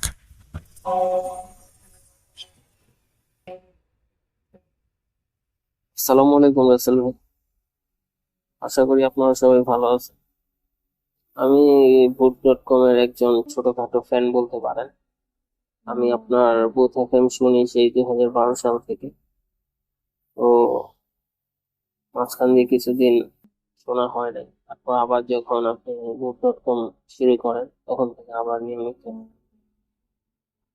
শোনা হয়। তো অনেকদিন যাবৎ ভাবতেছি একটা ঘটনা পাঠাবো, কোনোভাবে পাঠানো হচ্ছিল না। তো ফাইনালি আজকে ঘটনাটা রেকর্ডিং করে আপনাকে পাঠাবো। তো আমি কথা না বাড়িয়ে আমার ঘটনায় চলে যাই। আমার ঘটনাটা হচ্ছে আমার এক বড় ভাইয়ের সাথে। তো আমার বড় ভাই আমাদের সাথে যেভাবে বলছে সে ঠিক সেভাবেই তার ভাষায় বলি। 2014 সাল আমরা 10-15 জন মানুষ মিলে একটা কাজের উদ্দেশ্যে কুমিল্লা যাই। তো কুমিল্লা বিশ্ব রোড থেকে আমরা যে গ্রামের উদ্দেশ্যে যাই সেই গ্রামটার নাম বলি, যদিও ওইখানে আমার পরিচিত কেউ নেই, তো বললেও হয়তো আমাদের কেউ চিনবে না তেমন একটা। ওই গ্রামটার নাম হচ্ছে কিংবামিশা। তো ওই গ্রামটা খুবই ফেমাস কুমিল্লার মধ্যে। কিংবামিশা গ্রামে আমরা যাই যে কোনো একটা কাজের উদ্দেশ্যে। তো এখানে যাওয়ার পরে আমরা একটা বাসায় ঠিক, তো যার কাজে যাই সে আমাদের একটা বাসা ঠিক করে দেয়। সেই বাসাতে আমরা উঠি। এই গ্রামটার কিছুটা বিবরণ দেই, তাহলে হয়তো অনেক চিনবে যারা। ওই গ্রামটায় দুইটা মসজিদ আছে, যেটা আমার কাছে খুবই আশ্চর্যজনক লাগছে। একটা হচ্ছে কুমিল্লার মসজিদ, আর সরি, একটা হচ্ছে আওয়ামী লীগের মসজিদ, আর একটা হচ্ছে বিএনপির মসজিদ। তো আমরা যে বাসাটায় ছিলাম সেটা ছিল বিএনপির মসজিদের আশেপাশে। তো আমরা সেখানে কাজ করতেছি। তো হঠাৎ নারায়ণগঞ্জ থেকে আমাদের একটা বড় ভাই আমাদের উদ্দেশ্যে কুমিল্লা আসবে। তো উনি আমাদের ফোন করে জানায় যে উনি 7টা-8টার দিকে রওনা দিছে। তো আস্তে আস্তে হয়তো 12টা কি একটা বাজতে পারে। তো আমরা তারে যেখানে উনি আসবে সেই লোকেশনটা পাঠাই দেই। তো মাঝে সাঝে ফোনেও কথা হয়, ওনার চিনার সুবিধা পরে উনি আমাদের পাঠানো যে লোকেশন সেখানে আসে। আসার পরে যে যে বিএনপির মসজিদ, এই মসজিদটার এখানে উনি এসে দাঁড়ায়। দাঁড়ানোর পরে আমাদের বলে যে ভাই আমি তো এসে পড়ছি, তো তোমরা এসে আমাকে নিয়ে যাও। তারপরে আমরা ফোনে বলি যে ভাই আপনি ওইখানে ওয়েট করেন, আমরা আসতেছি। তো আমাদের আস্তে আস্তে হয়তো কিছুটা লেট হয়, কারণ আমরা সবাই তখন রাতের খাওয়া দাওয়া করতেছিলাম। তারপর খাওয়া দাওয়া শেষ করে যখন আমরা ওইখানে আসি, এসে দেখি আমাদের বড় ভাই সেখানে নাই। তারপরে যখন ওনারে ফোন দেই, ফোন দেওয়ার পরে উনি আমাদের কাছে আসে। আসার পরে তার মুখে আমরা এই ঘটনাটা যেভাবে শুনছি, মানে যা ঘটছে তার সাথে, আমি সেটা বলি। তো বড় ভাই ওইখানে যখন দাঁড়ায় ছিল, দাঁড়ায় থাকার পরে তার ওই মসজিদের অপোজিটে একটা পুকুর আছে। পুকুরটার পাশে একটা বাগজার, তো বাগজারের পাশ দিয়ে একটা রাস্তা চলে গেছে আর একটা গ্রামে। তো আমার বড় ভাই যখন ওই মসজিদটার সামনে দাঁড়ায় আছে, তখন উনি খেয়াল করলো যে ওই বাগজারের পাশে একটা মহিলা দাঁড়ানো। তো মহিলাটা ওনার দিকেই তাকায় আছে। তো উনি তো কুমিল্লাতে কাউরে তেমন চিনে না, তো ওই গ্রামে তো এর আগে কখনো আসেও নাই। উনি ভাবলো যে একটা মহিলা এইভাবে এত রাতে এখানে দাঁড়ায় আছে, আবার ওনার দিকে তাকায় আছে। ওনার মনের মধ্যে একটা ওই মহিলাকে নিয়ে একটা নেগেটিভ চিন্তা আসলো। উনি ভাবলো হয়তো উনি কোনো খারাপ উদ্দেশ্যে এখানে দাঁড়ায় আছে। তো ওনার ভাবনা থেকেই উনি চুপচাপ ওখানে দাঁড়ায় থাকলো। ওই মহিলার যে আর কি যতটুকু পারতাছিল ইগনোর করার জন্য, কারণ ওই মহিলাটা সোজা ওনার দিকে তাকায় আছে। তো 5-7 মিনিট এইভাবে দাঁড়ায় থাকার পরে মহিলাটা হঠাৎ ওনাকে ইশারা করে বলল যে আমাকে কি একটু হেল্প করতে পারবে। আমার ওই বড় ভাইটা তখন তার এই কথা শুনে তখন ওই মহিলার প্রতি তার যে সন্দেহটা এটা আরো একটু বাড়লো। তো উনি তো চিনে না, অজানা একটা জায়গা, তো ভাবতেছিল যে একটা মহিলা মানুষ এত রাত্রি যদি তার সাথে যে কথা বলে বা কিছু বলে, যদি এলাকার মানুষ কিছু মনে করে বা একটা যে কোনো প্রবলেম হলেও হতে পারে। তো ওনার এই চিন্তা ভাবনা থেকে সে তার কথার কোনো অ্যান্সার দিচ্ছিল না। তারপরে মহিলাটা আবার বলে, দেখুন আমি এখানে একটু বিপদে পড়ে দাঁড়ায় আছি, আপনি আমাকে নিয়ে যেটা ভাবছেন আমি কিন্তু ওইরকম মেয়ে না। তো যখন এই কথাটা ওই মহিলা বলে, আমার বড় ভাই ভাবে যে আমার মনের কথাটা উনি জানলো কিভাবে, যে উনার আমি কি ভাবতেছিলাম। তারপরে উনি মানবতার খাতিরে ভাবলো যে একটা মহিলা মানুষ নিজ থেকে যখন কথা বলতে চাচ্ছে, তো আমি যাই দেখি কি সমস্যা। পরে যায়, যাওয়ার পরে জিজ্ঞাসা করে যে যে বলেন আপনার কি প্রবলেম, কি হেল্প করতে পারি আমি। মহিলা ওনারে বললো যে দেখেন সামনে তো আমার বাড়ি, কিন্তু আমি তো এখান থেকে একা যেতে পারছি না, আমার খুবই ভয় লাগতেছে, আমাকে একজন এসে নিয়ে যাওয়ার কথা, তো উনিও আসতেছেন, আমার ফোনে ব্যালেন্স নেই, যে নাম্বারটাও সুইচ অফ। তো আপনি যদি একটু আমাকে হেল্প করতেন, আমাকে যদি একটু আগায় দিয়ে আসতেন। তো আমার ওই বড় ভাই ভাবলো যে আমি তো এখানে কোনো কিছু চিনি না, তারপর ওই মহিলা এত রাত্রে বিপদে পড়ছে, উনি আর না করতে পারেন, উনি বললো যে কতটুকু দূরে যেতে হবে?" মহিলাটা বলে এই তো 5-10 মিনিটের রাস্তা। তো আমার বড় ভাই ভাবলো যেহেতু 5-10 মিনিটের রাস্তা, তাহলে উনি আমার চিনে পিছনে বেক করে আসতে পারবে।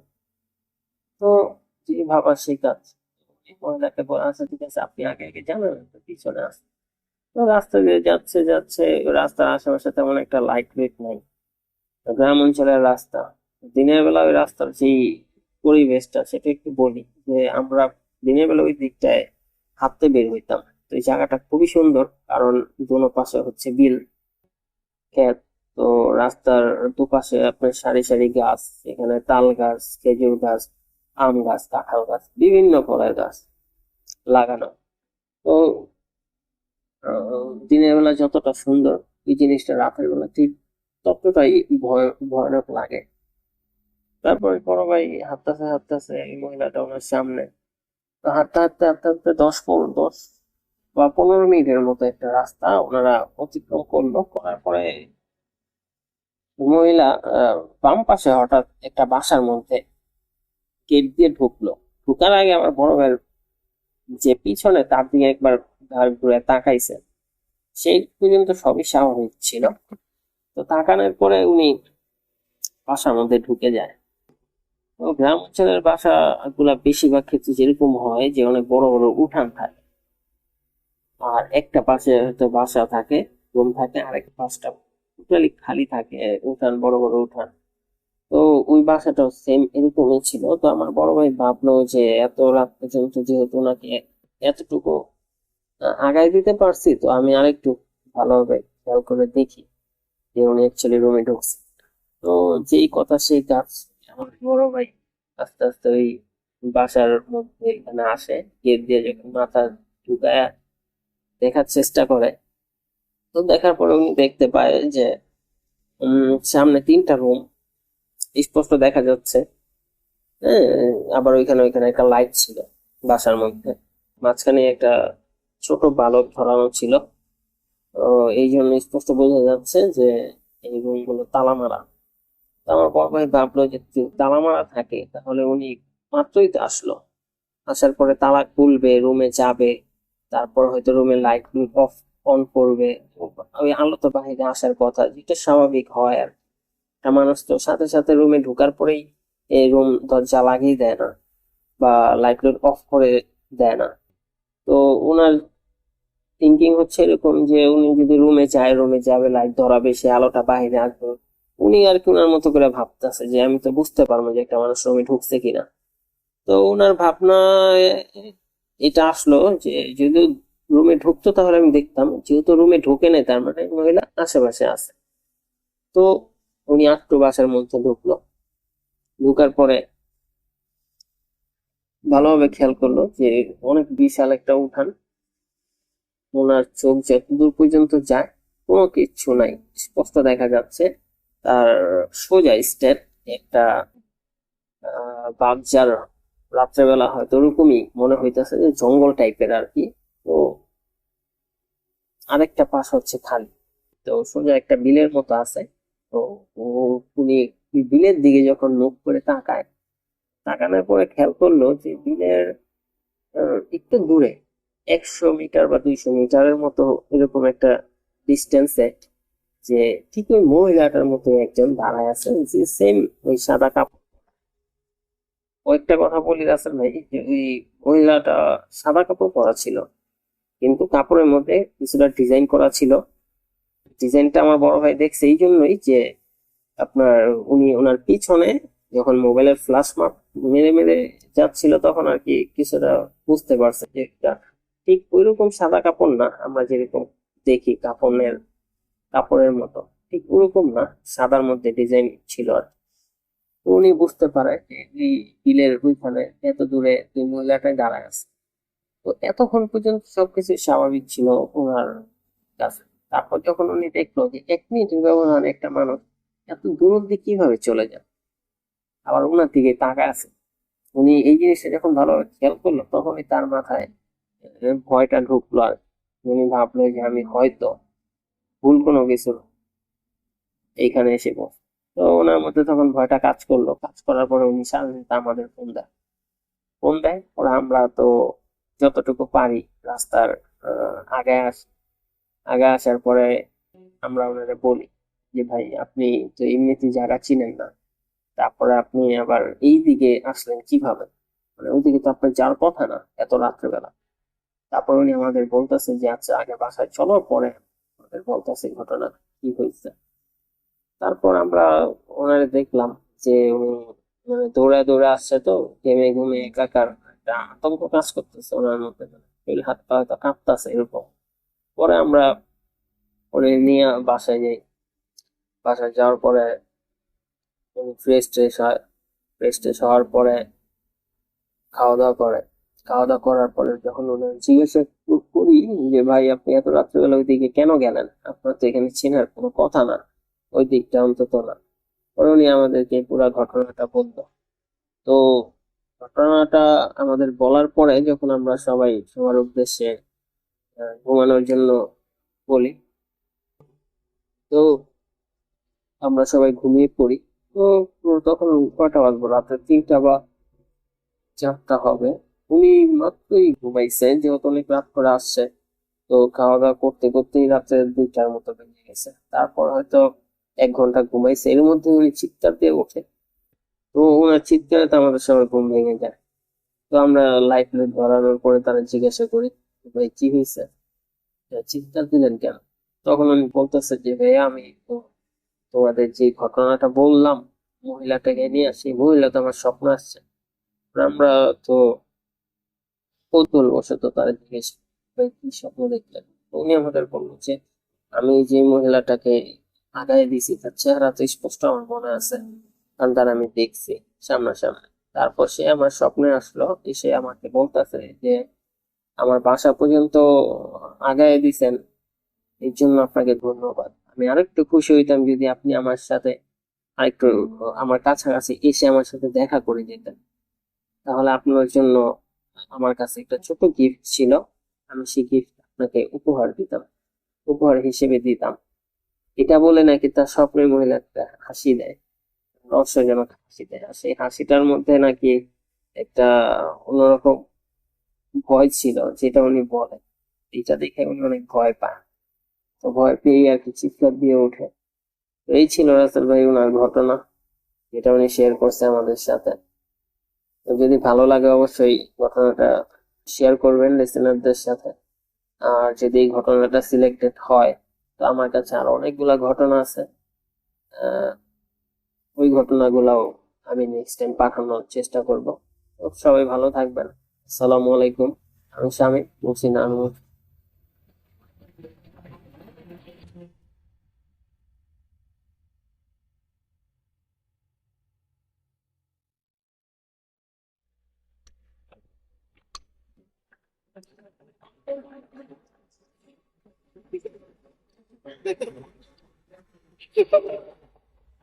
লুকোচুরি খেলবে? লুকোচুরি তুমি লুকাও, আমি ঠিকই তোমাকে খুঁজে পাবো।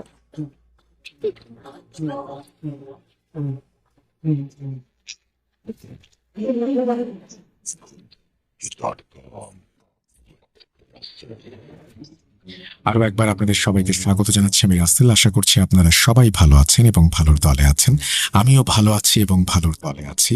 আর এই মুহূর্তে আমি যেটা করতে চাই সেটা হচ্ছে আরও একটি ঘটনায় যেতে চাই। অবশ্যই সেই ঘটনাটি অডিও ক্লিপ হিসেবেই কেউ পাঠিয়েছেন। চলুন কথা না বাড়িয়ে আমরা শুরু করি। আসসালামু আলাইকুম। প্রথমেই আমি ধন্যবাদ জানাচ্ছি ভূত.com এর টিমকে এবং সেই সাথে সকল লিসেনার্সকে, কারণ আমি আমার জীবনে ঘটে যাওয়া প্রথম ঘটনা অডিও ক্লিপের মাধ্যমে কিছুদিন আগে ভূত.com এ শেয়ার করি। সেটি হচ্ছে ভূত.com এ সিলেক্টেড হয় এবং শেয়ার করা হয়। আজকেও আমি কিছু গল্প শেয়ার করতে চাই, সেটা হচ্ছে আমার পরিবারের সাথে ঘটে যাওয়া এবং আমার সাথে ঘটে যাওয়া কিছু ঘটনা। তো আর কথা বাড়াবো না, চলেন ঘটনায় চলে যাই। ঘটনাটা হচ্ছে সাতক্ষীরার কোনো একটা এলাকার। আমি একদম এলাকার নামটা বলবো না। যা হোক, আমরা তখন বাসা ভাড়া থাকতাম। তো আমরা একটা বাসা পাই। বাসাটা ছিল 4 তলা, 2 ফ্ল্যাটের বাসা। মাঝ দিয়ে সিঁড়ি, বাম হাতে ফ্ল্যাট এবং ডান হাতে ফ্ল্যাট। তো আমরা যখন বাসাটায় উঠি তখন ওই বিল্ডিং এর পশ্চিম পাশের আপনার 4 তলায় কমপ্লিট ছিল এবং পূর্ব পাশের ফ্ল্যাটগুলা কমপ্লিট ছিল না, মানে কাজ চলছিল।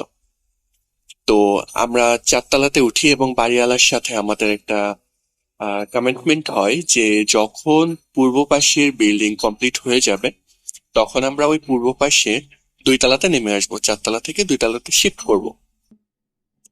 যা হোক, আমরা যথারীতি ফ্ল্যাটে উঠে যাই। উঠে যাওয়ার পরে ওই বিল্ডিং এরই অনেক ভাড়াটিয়ারা আমাদের বলতে থাকে যে আপনারা কি কিছু জানেন, আপনারা কি জেনে শুনে ফ্ল্যাটটা নিয়েছেন? তো তখন আমরা তাদেরকে প্রশ্ন করি কি এমন কথা যে জানতে হবে বা এমন কিছু ব্যাপার স্যাপার। তো তারা ডিরেক্টলি কখনোই বলে না যে ফ্ল্যাটে কোনো সমস্যা আছে কি নাই বা কেন তারা এই কথাগুলো বলছে, তারা ডিরেক্টলি আমাদের বলে না।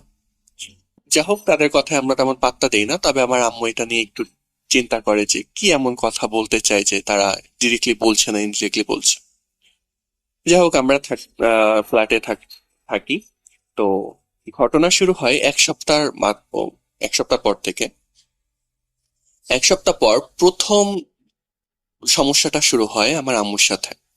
আমার আম্মু ঘুমিয়ে যাওয়ার পরে প্রায় 1:30 কি 2টার দিকে আনুমানিক তখন শুনতে পেত যে আমি অথবা আমার ছোট ভাই আম্মুকে ডাকছি যে আম্মু দরজাটা খুলো, এমন ভাবে ডাকতো এবং দরজায় 2টা নক করতো। তো আম্মু দৌড় দিয়ে এমন হয়েছে 2-3 বার দরজা খুলতে গেছে, বাট খুলতে যেয়ে দেখে যে অনেক রাত, 2টা-2:30 বাজে। তো এত রাত্রে তো আমাদের বাইরে থাকার প্রশ্নই ওঠে না। তো আম্মু চেক করতে যেত আমাদের রুমে যে আমরা আছি কিনা, চেক করে দেখতো যে না, আমরা রুমে ঘুমাচ্ছি। তো আম্মু ভাবতো যে হয়তো বা মনের ভুল, সেইটা ভেবে আম্মু আবার ঘুমিয়ে যেত।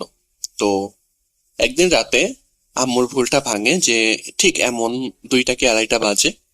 তো আমি একটা হুজুরের কাছে পড়তাম আর কি, আরবি পড়তাম। তো আম্মু শুনে সেই হুজুরটা, মানে সেই হুজুর আম্মুকে ডাকছে দরজায় নক করে যে আপা দরজা খুলেন। তো আমার বাবা আম্মুর পাশে শুয়েছিল আর কি। তো আমার বাবারও ঘুম ভেঙে যায় নক করার শব্দে। তো আমার আম্মু তড়িঘড়ি করে উঠে, মানে যেহেতু আম্মু ঘুমাচ্ছিল, ঘুম থেকে উঠে দরজাটা, মানে মেন দরজা খুলতে যায় আর কি। তো আমার বাবা তখন পিছন দিয়ে ডাকে যে তুমি কোথায় যাচ্ছ? তা বলে হুজুর আসছে, দরজাটা খুলে দিয়ে আসি। তো আমার বাবা বলে এখন কয়টা বাজে দেখছো? ঘড়ির দিকে তাকায় দেখে 2:30 বাজে। তো আমার বাবা আমার আম্মুর দিকে এবং আমার আম্মু আমার বাবার দিকে তাকিয়ে থাকে যে কি হলো। এবং মানে আমার আম্মু ভয় পাবে বিধায় আমার বাবা সেদিন রাতে আম্মুকে বলেনি যে বাবাও শব্দটা শুনেছে। পরের দিন সকালে উঠে বলে যে শব্দটা আমিও শুনেছিলাম এবং আমিও স্পষ্ট শুনেছি যে হুজুরের গলায় তোমাকে কেউ ডাকছে যে আপা দরজাটা খুলেন এবং দরজায় 2টা নক করছে। যাই হোক, এমন ঘটনা প্রায় ঘটতে থাকে। একটা ঘটনা গেল। দ্বিতীয় ঘটনা হচ্ছে সেম বাসায় আমি প্রায় মাগরিবের আজান দিবে এমন একটা সময় আমি বাইরে থেকে আসছি। এসে আমি ওয়াশরুমে গেছি ফ্রেশ হওয়ার জন্য। তো ওয়াশরুমে যেখানে আমরা বালতি রাখি, মানে ট্যাপ থেকে যে বালতিটা পানি পড়ে ওই ট্যাপের নিচে, তো আমি বালতিটা সরিয়ে আমি পা ধুচ্ছিলাম আর কি, আর হাত দিয়ে পানি নিয়ে মুখে দিচ্ছিলাম। এমন সময় দেখি রাসেল ভাই, আমি এখনো বলছি আমার মানে গায়ের কাটা খাড়া দিচ্ছে। এমন সময় দেখি আমার চোখটা ফ্লোরের দিকে যায়, ওয়াশরুমের ফ্লোরের দিকে যাওয়ার পরে দেখি একটা সাদা কাফনের কাপড় পরা একটা লাশ, মুখটা খোলা, মানে চোখের কুঠুরির ভিতরে চোখ নাই, একদম মানে চোখ বের হয়ে আসছে, মনে নাই চোখ বের হয়ে আসছে এমন একটা অবস্থা। এবং তার পুরো চেহারাটা একদম মানে গলে গলে পড়ছে এমন একটা অবস্থা, আর সে আমার দিকে তাকিয়ে হাসছে। আমি এটা দেখে চিৎকার করে ওয়াশরুম থেকে বের হয়ে আসি।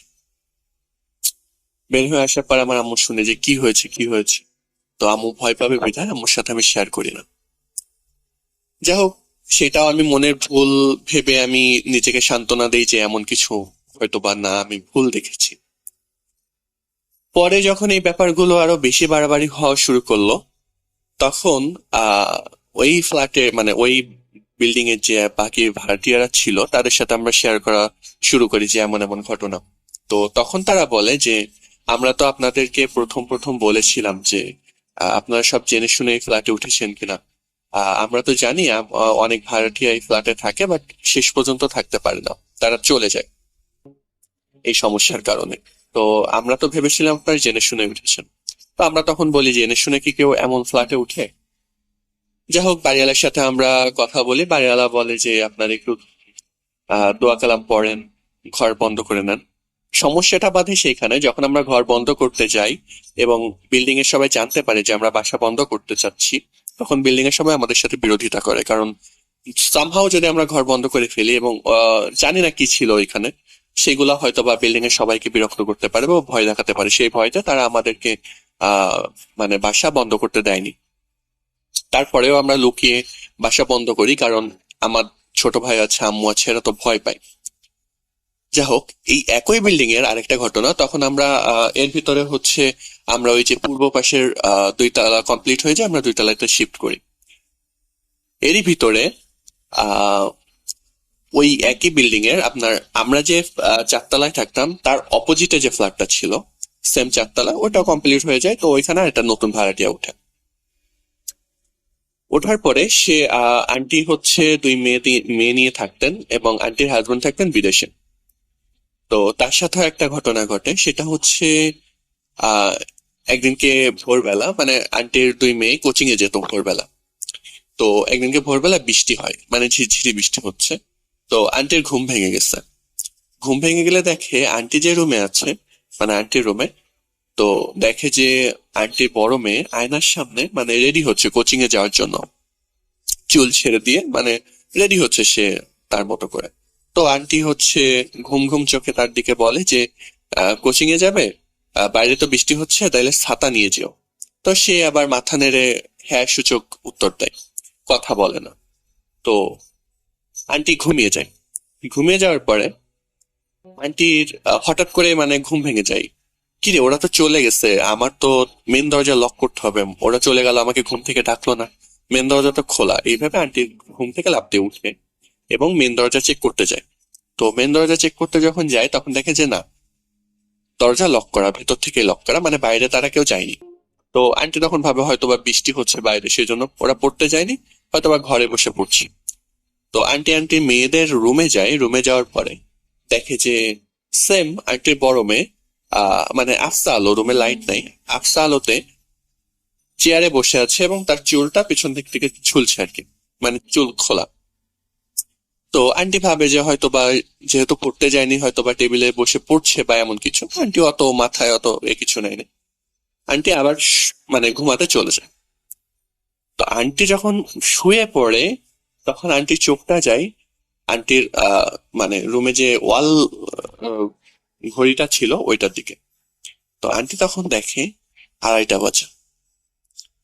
তো আন্টি তখন মানে লাফ দিয়ে আবার উঠে বসে, কি ব্যাপার, এখন 2:30 বাজে, আমার বড় মেয়ে হচ্ছে কোচিং এ যাওয়ার জন্য রেডি হলো, বাট কোচিং এ গেল না, আবার চেয়ারে বসে আছে, কি সমস্যা? তো আন্টি আবার আন্টির রুম, মেয়ের রুমে যায়। মেয়ের রুমে লাইট দিয়ে দেখে যে 2জন মেয়ে ঘুমাচ্ছে এবং মানে তাদের ঘুমটা, তারা রাতে যেমন ভাবে ঘুম পড়েছে তেমনই, মানে এর ভিতরে উঠলে তো বোঝা যায় যে তারা ঘুম থেকে উঠে যাবে এমন কিছুই না। তো আন্টি তখন মানে খুবই ভয় পায় এবং এটা হচ্ছে আমাদের সবার সাথে শেয়ার করে যে এমন এমন হয়েছে। এর ভিতরে তার সাথে অনেক ঘটনা ঘটেছে, সেগুলো সময় পেলে অন্য সময় শেয়ার করব। তো এই ছিল আজকের ঘটনা। সিলেক্টেড হলে অবশ্যই আমাকে জানাবেন এবং আমার ইচ্ছা আছে ভবিষ্যতে কখনো যদি সুযোগ পাই আমি ভূত.com এ এসে সরাসরি স্টুডিওতে ঘটনা শেয়ার করব। আমার কাছে একটা অনেক বড় ঘটনা আছে, যেটা হচ্ছে আমি অনেক পরে শেয়ার করব ইনশাল্লাহ। তো যা হোক, সবাই ভালো থাকবেন, আমার জন্য দোয়া করবেন, ভূত.com এর পাশে থাকবেন। আল্লাহ হাফেজ।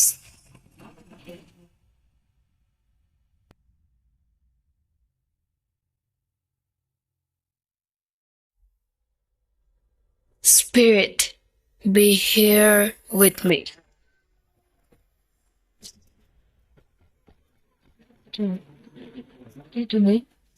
Voot.com.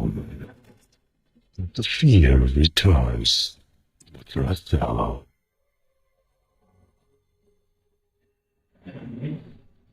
আপনাদের সবাইকে স্বাগত জানাচ্ছি ভূত.com-এ। আমি রাস্তায় আছি সাথে, এবং এখন সময় হলো তৃতীয় অডিও ক্লিপটি শুনে আসার। চলুন কথা না বাড়িয়ে আমরা শুনে ফেলি। আসসালামু আলাইকুম রাসেল ভাই, আশা করি খুব ভালো আছেন, কেননা আপনি সবসময় ভালোর দলেই থাকেন। তো রাসেল ভাই, আমি ভূত এফএম ছোটবেলায় খুব শুনতাম। ওই সময় নানুর বাড়িতে গেলে ভূত এফএমটা শোনা হইতো, কিন্তু রিসেন্টলি আপনার ভূত এফএম বন্ধ হওয়ার পর আপনার এই ইউটিউবের ভূত এফএম শোনা হয়, ভূত.com শোনা হয়। তো আমি আজকে প্রথম আমি কোনো একটা অডিও রেকর্ড করে পাঠাচ্ছি, আশা করি আপনার ভালো লাগবে, কেননা এই ঘটনাগুলো সত্য, বাস্তব ঘটনা। এখানে কোনো নাই, মিথ্যা কোনো বানোয়াট কিছু না। তো রাসেল ভাই, আমি যে ঘটনাগুলো বলবো তার আগে আমি আমার পরিচয় দিই। রাসেল ভাই, আমি ময়মনসিংহ বিভাগের সিটি কর্পোরেশনের 11 নম্বর ওয়ার্ডের আকোয়া হাজীবাড়ি থেকে বলছি।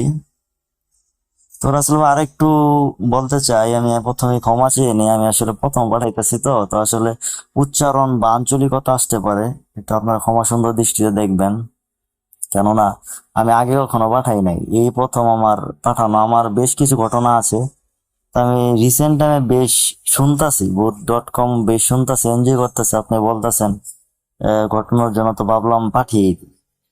তো রাসেল ভাই, ঘটনাটা হলো মূলত আমার বিক্ষিপ্ত ঘটনা রাসেল ভাই, কিন্তু ঘটনাগুলো সত্য আছে, ছোট ছোট কয়েকটা ঘটনা আছে, সেগুলো আমি রেকর্ড করছি। তো ঘটনায় আসা যাক। তো রাসেল ভাই, প্রথম ঘটনাটা যদি বলি তাহলে সেটা হলো আমার বাসায়, আমাদের বাসা ছোট বাসা, হাফ বিল্ডিং বাসা। তো বাসায় মাঝে মধ্যেই ফজরের আগে বা রাত্রেবেলা আমি পিসি দেখি, কম্পিউটার দেখি, তো মাঝে মধ্যেই দেখা যায় সিলিং থেকে, আমাদের সিলিংটা আবার বোর্ড করা, তো সিলিং থেকে দেখা যায় কেমন একটা বম ব্লাস্ট হলে যেরকম শব্দ হয়, এরকম মাঝে মধ্যেই শব্দ হয়। তো আমি ভাবলাম যে হয়তো কারেন্টের কোনো ইস্যু। তা আমি কয়েকবার উপরে দেখছি, চেক করে দেখছি কারেন্টের জন্য হচ্ছে না কিসের জন্য। তা আমি এটার আসলে কোনো হদিস পাই নাই।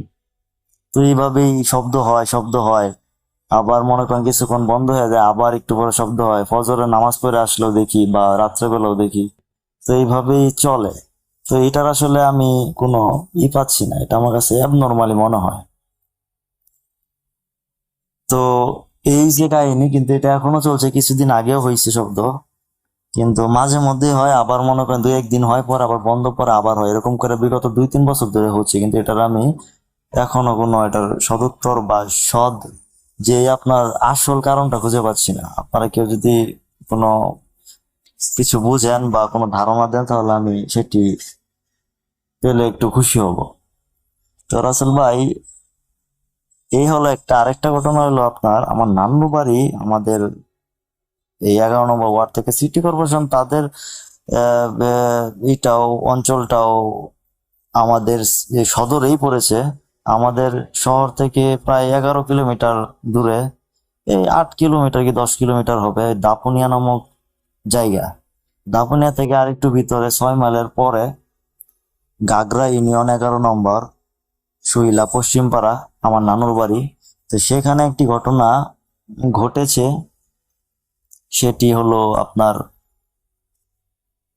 আমি এই যে রিসেন্ট 2 দিন আগে আমি গিয়েছিলাম, সেখানে আমার মামাতো ভাই আছে 2 জন, বাবু এবং তামিম, তাদের সাথে বসে রাত্রেবেলা পুকুরের পাশে মাচায় বসে আড্ডা দিচ্ছিলাম। তখন কথায় কথায় বললাম যে আমি তো ভূত এফএম শুনতেছি, তোমাদের কি খবর, তোমরাও কি শুনো নাকি? বলে, না ভাই, আসলে ব্যস্ততার কারণে তেমন শোনা হয় না, মাঝে মধ্যে শুনি। তখন আমি তাদেরকে বললাম, তো তোমাদের কি কোনো ঘটনা আছে, এতদিন যাবত এখানে আছো, তো কোনো কিছু তো চোখে পড়তে পারে। তখন আমার মামাতো ভাই, আমার বড় মামার ছেলে, এমদাদ মামার ছেলে তামিম। তামিম তখন আমার বললো, ভাই ঘটনা তো তেমন নাই, কিন্তু ঘটনা ছোট, কিন্তু ঘটনা সত্য, আমি নিজে দেখছি। আমি বললাম যে কি ঘটনা বলো শুনি। তখন তামিম আমাকে বলল যে এখানে বলে রাখা বলো রাসেল ভাই, তামিমের দাদু আবার দাদা নানা নানা ছিল আপনার কবিরাজ, বুঝছেন? তো তামিমের নানা ছিল কবিরাজ, তার নাম ছিল গাদু মৌলভী। তিনি খুব বিখ্যাত ওই পার্শ্ববর্তী গ্রাম গোপালনগরের। তো এখানে যারা আছেন তারা হয়তো বা চিনবেন, গাদু মৌলভী খুব নামকরা কবিরাজ ছিল, তার নানা ছিল গাদু মৌলভী। তো তামিম ছোটবেলায় ওইখানে থেকে বড় হয়েছে।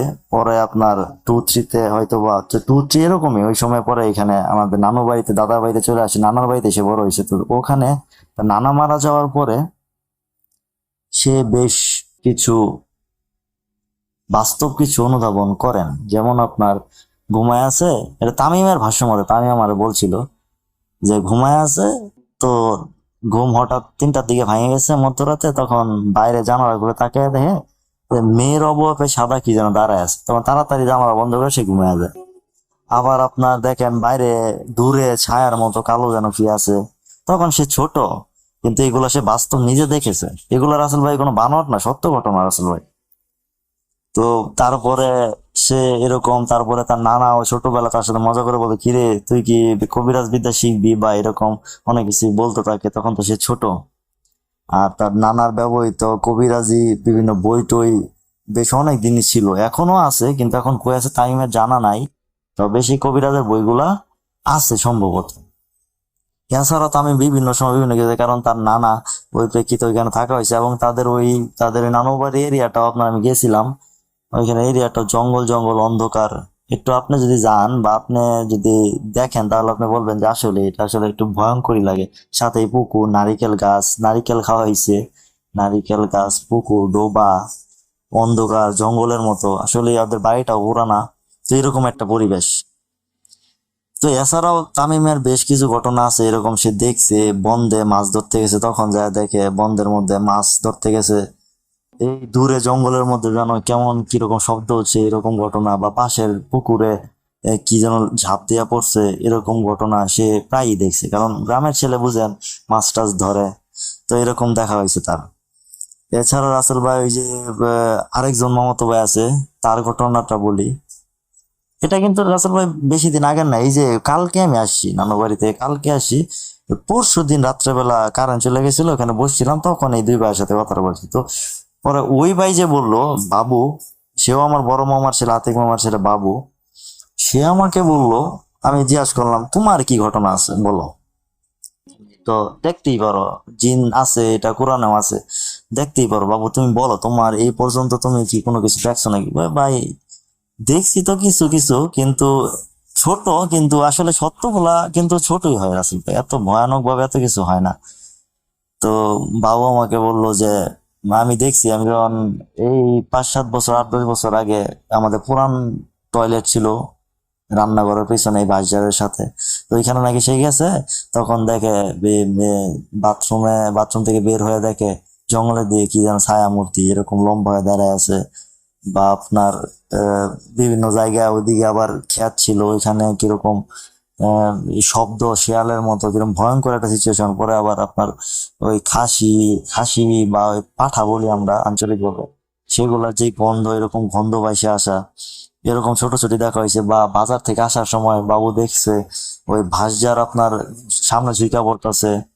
এছাড়া মনে করেন আমাদের ওইখানে পুকুরের পাশে ওইদিকে একটা ওই জায়গাটা নিয়ে অনেকের অনেক মত আছে, ওই জায়গা দিয়ে গেলে নাকি মাছ টাছ নিয়ে গেলে, এগুলা যে ঘটনা শুনি রাসেল ভাই, এগুলো আসলে সত্য, বিভিন্ন গ্রামে হয়, আমাদের এখানে হয়েছে।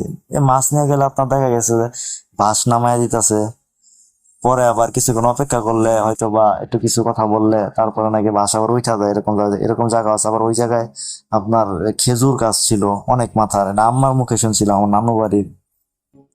আবার ওইদিকে একটা তাল গাছ ছিল, ওইখানেও অনেক সময় অনেক কিছু হয়েছে। আবার জনমুখে কথা আছে যে আপনার ওই ওই তাল গাছটা যে ছিল ওটা ঠাডা পড়ে মরে গেছে, ঠাডা পড়ে আসলে গাছটা নষ্ট হয়ে গেছে, একদম চির হয়ে গেছিল অনেকদিন আগে, 10-15 বছর আগে। তো তখন নাকি ওই নিয়ে নাকি ল্যাংড়া শয়তান থাকতো। তো ল্যাংড়া শয়তান এটা আপনার একটা কথা আছে, যেমন ল্যাংড়া শয়তান, তখন এটা আম্মুর মুখে শুনছিলাম যে আম্মুর দাদা আমার বড় বাবা ওই জবান আলী মন্ডল, উনি আবার মন্ডল ছিলেন, বিচার আচার করতেন গায়ের। তো উনি খুব প্রভাবশালী ছিলেন।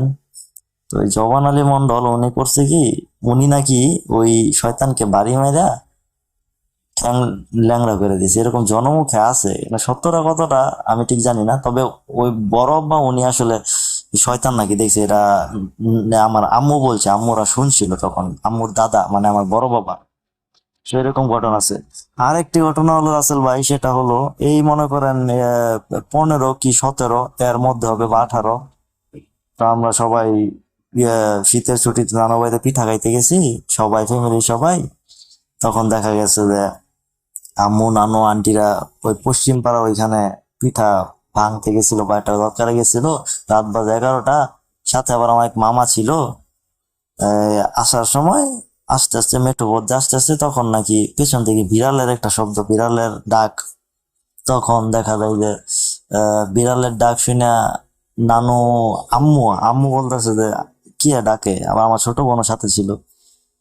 তখন নানু বলে যে তোমার পিছনে তাকায়ও না, কিছু একটা হইতে পারে, কারণ ওইদিকে কবরস্থান ছিল, জিনের উপদ্রব থাকতেই পারে, কবরস্থানে থাকতেই পারে।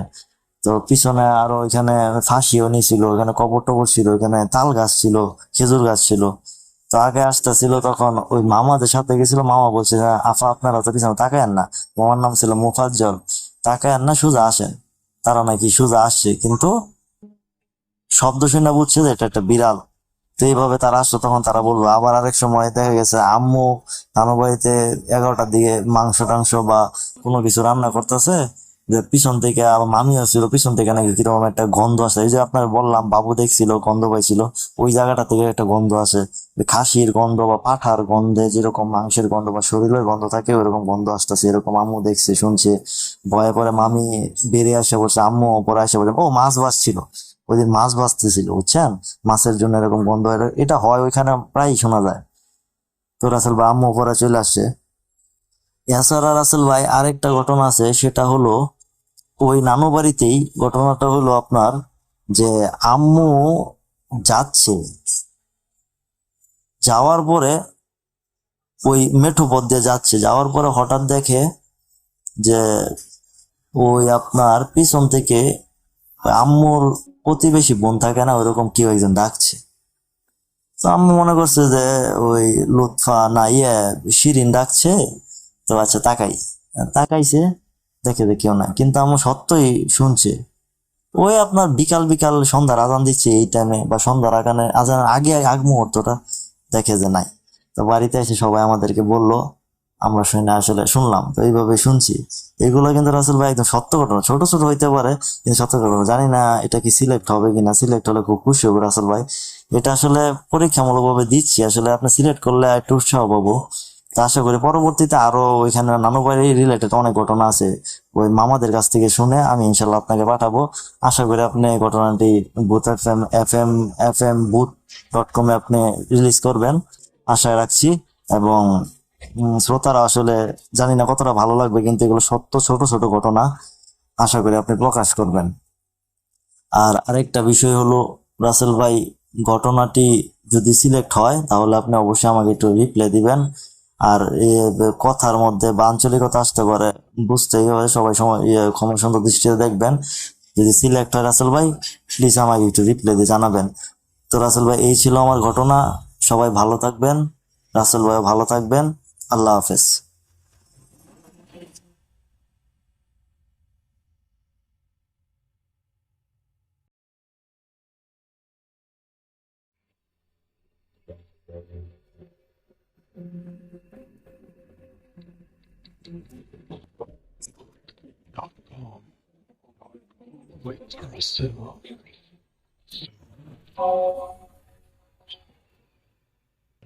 আসসালামু আলাইকুম রাসেল ভাই ও প্রিয় লিসেনার্স, আশা করছি আপনারা সবাই ভালো আছেন এবং সুস্থ আছেন। আমি মোহাম্মদ সিফাত আলম, ভুট্টোক্রমে একজন মডারেটর বলছি চট্টগ্রাম থেকে। আজ আমি আপনাদের জন্য নতুন একটি ঘটনা নিয়ে হাজির হলাম। আজকের ঘটনাটি হচ্ছে একটি হসপিটাল রিলেটেড ঘটনা। ঘটনাটি প্রায় হচ্ছে 50 থেকে 60 বছর আগের একটি ঘটনা। এই ঘটনাটি আমি কালেক্ট করেছি আমার এক পরিচিত বন্ধুর কাছ থেকে। তো ঘটনাটি হচ্ছে আমি আমার বন্ধুর ভাষাতেই শেয়ার করছি। তো চলুন শুনে আসি ঘটনাটি। আমার বন্ধুর নাম হচ্ছে সাকিব। তো সাকিব যেভাবে আমার সাথে ঘটনাটি শেয়ার করেছে আমি ঠিক সেভাবেই আপনাদেরকে বলার চেষ্টা করছি। আসসালামু আলাইকুম সবাইকে, আমি সাকিব। আজকে যে ঘটনাটি আমি শেয়ার করব সেই ঘটনাটি হচ্ছে একটি হসপিটালের মানে মর্গের ঘটনা। তো আমি ভূত.com রেগুলারলি শুনি। তো হচ্ছে মাঝে মাঝে দেখি যে মানুষ হচ্ছে হসপিটালের ঘটনাগুলো খুব পছন্দ করেন।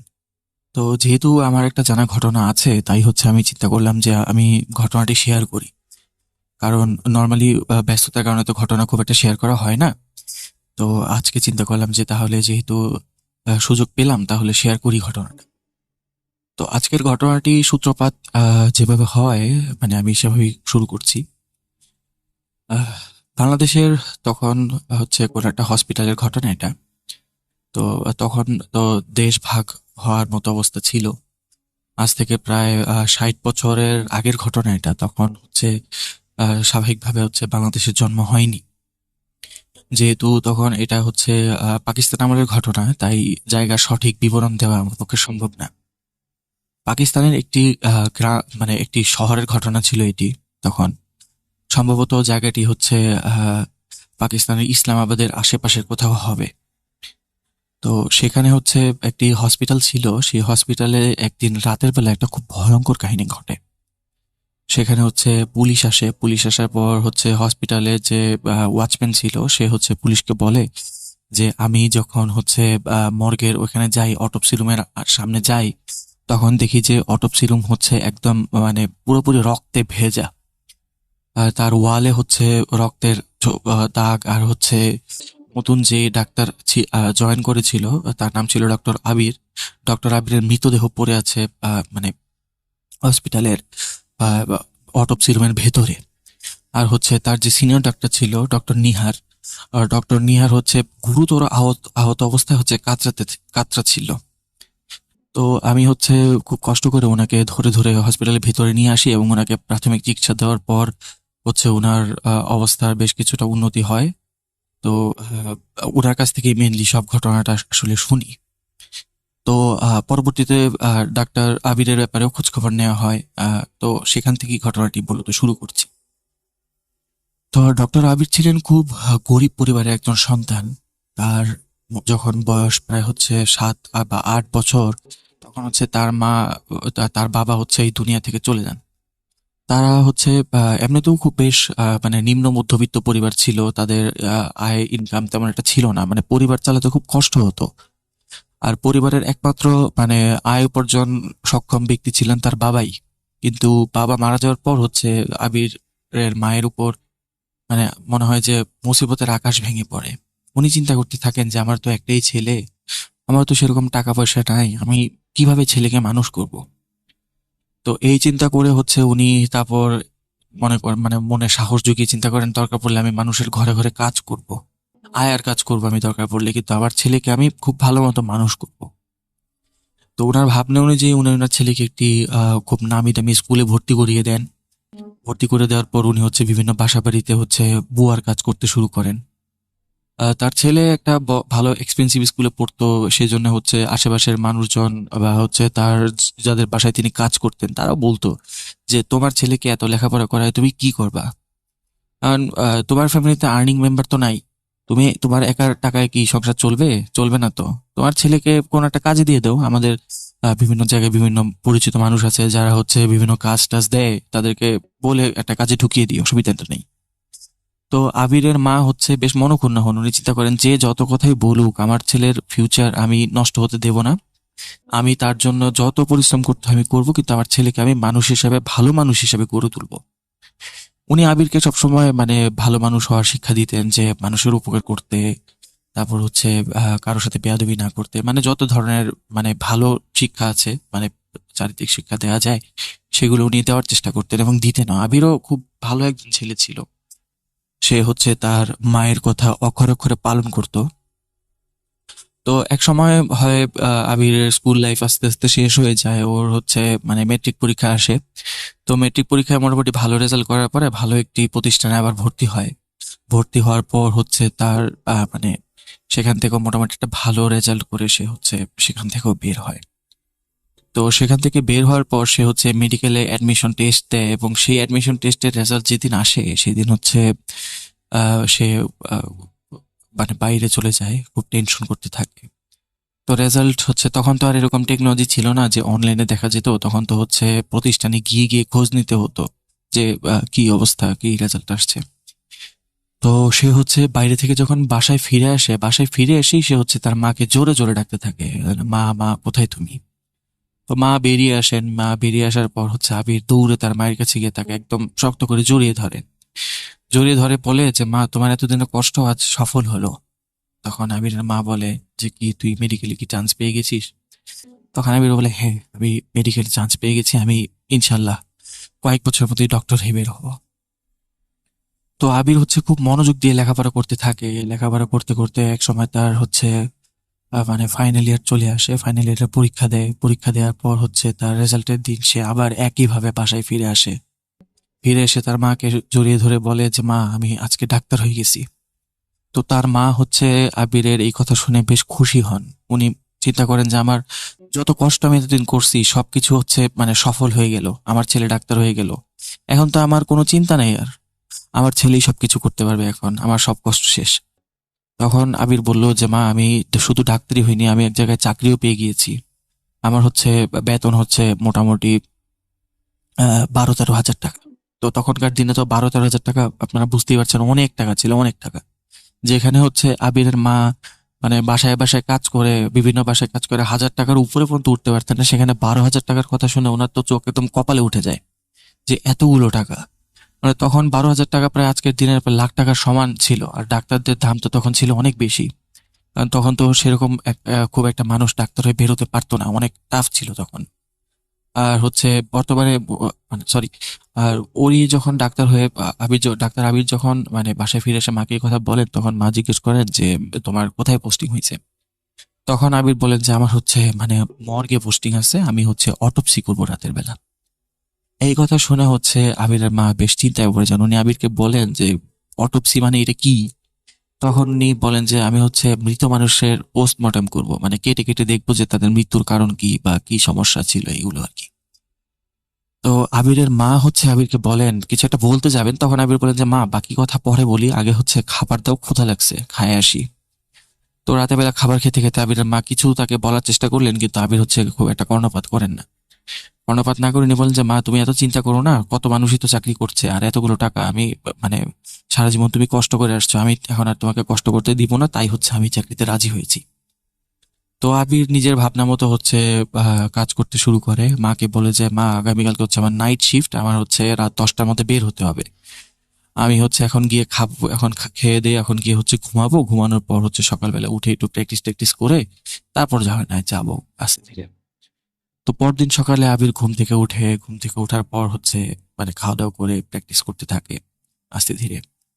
তো হচ্ছে যখন রাতের 8টা-9টা বাজে, তখন হচ্ছে ও বলে যে ওর মাকে বলে যে মা, আমি একটু ঘুমালাম, যেহেতু রাত জাগতে হবে, তুমি আমাকে 10টার আগে আগে একটু ডাক দিয়ে দিও। তো রাত যখন প্রায় 9টা 9:30টার মতো বাজে, তখন হচ্ছে আবিরের মা তাকে ডাক দেয়। ডাক দেওয়ার পর আবির বলে যে ঠিক আছে, আমি রেডি হচ্ছি, আচ্ছা হসপিটালের গাড়ি কি চলে আসছে? তখন এরকম নিয়ম ছিল যে হসপিটালের গাড়ি এসে মানে হসপিটালের স্টাফদেরকে নিয়ে যেত, বিশেষ করে যারা হচ্ছে অফিসের টাইপের লোকজন ছিল, ডাক্তার টাইপের লোকজন, তাদেরকে নিয়ে যেত।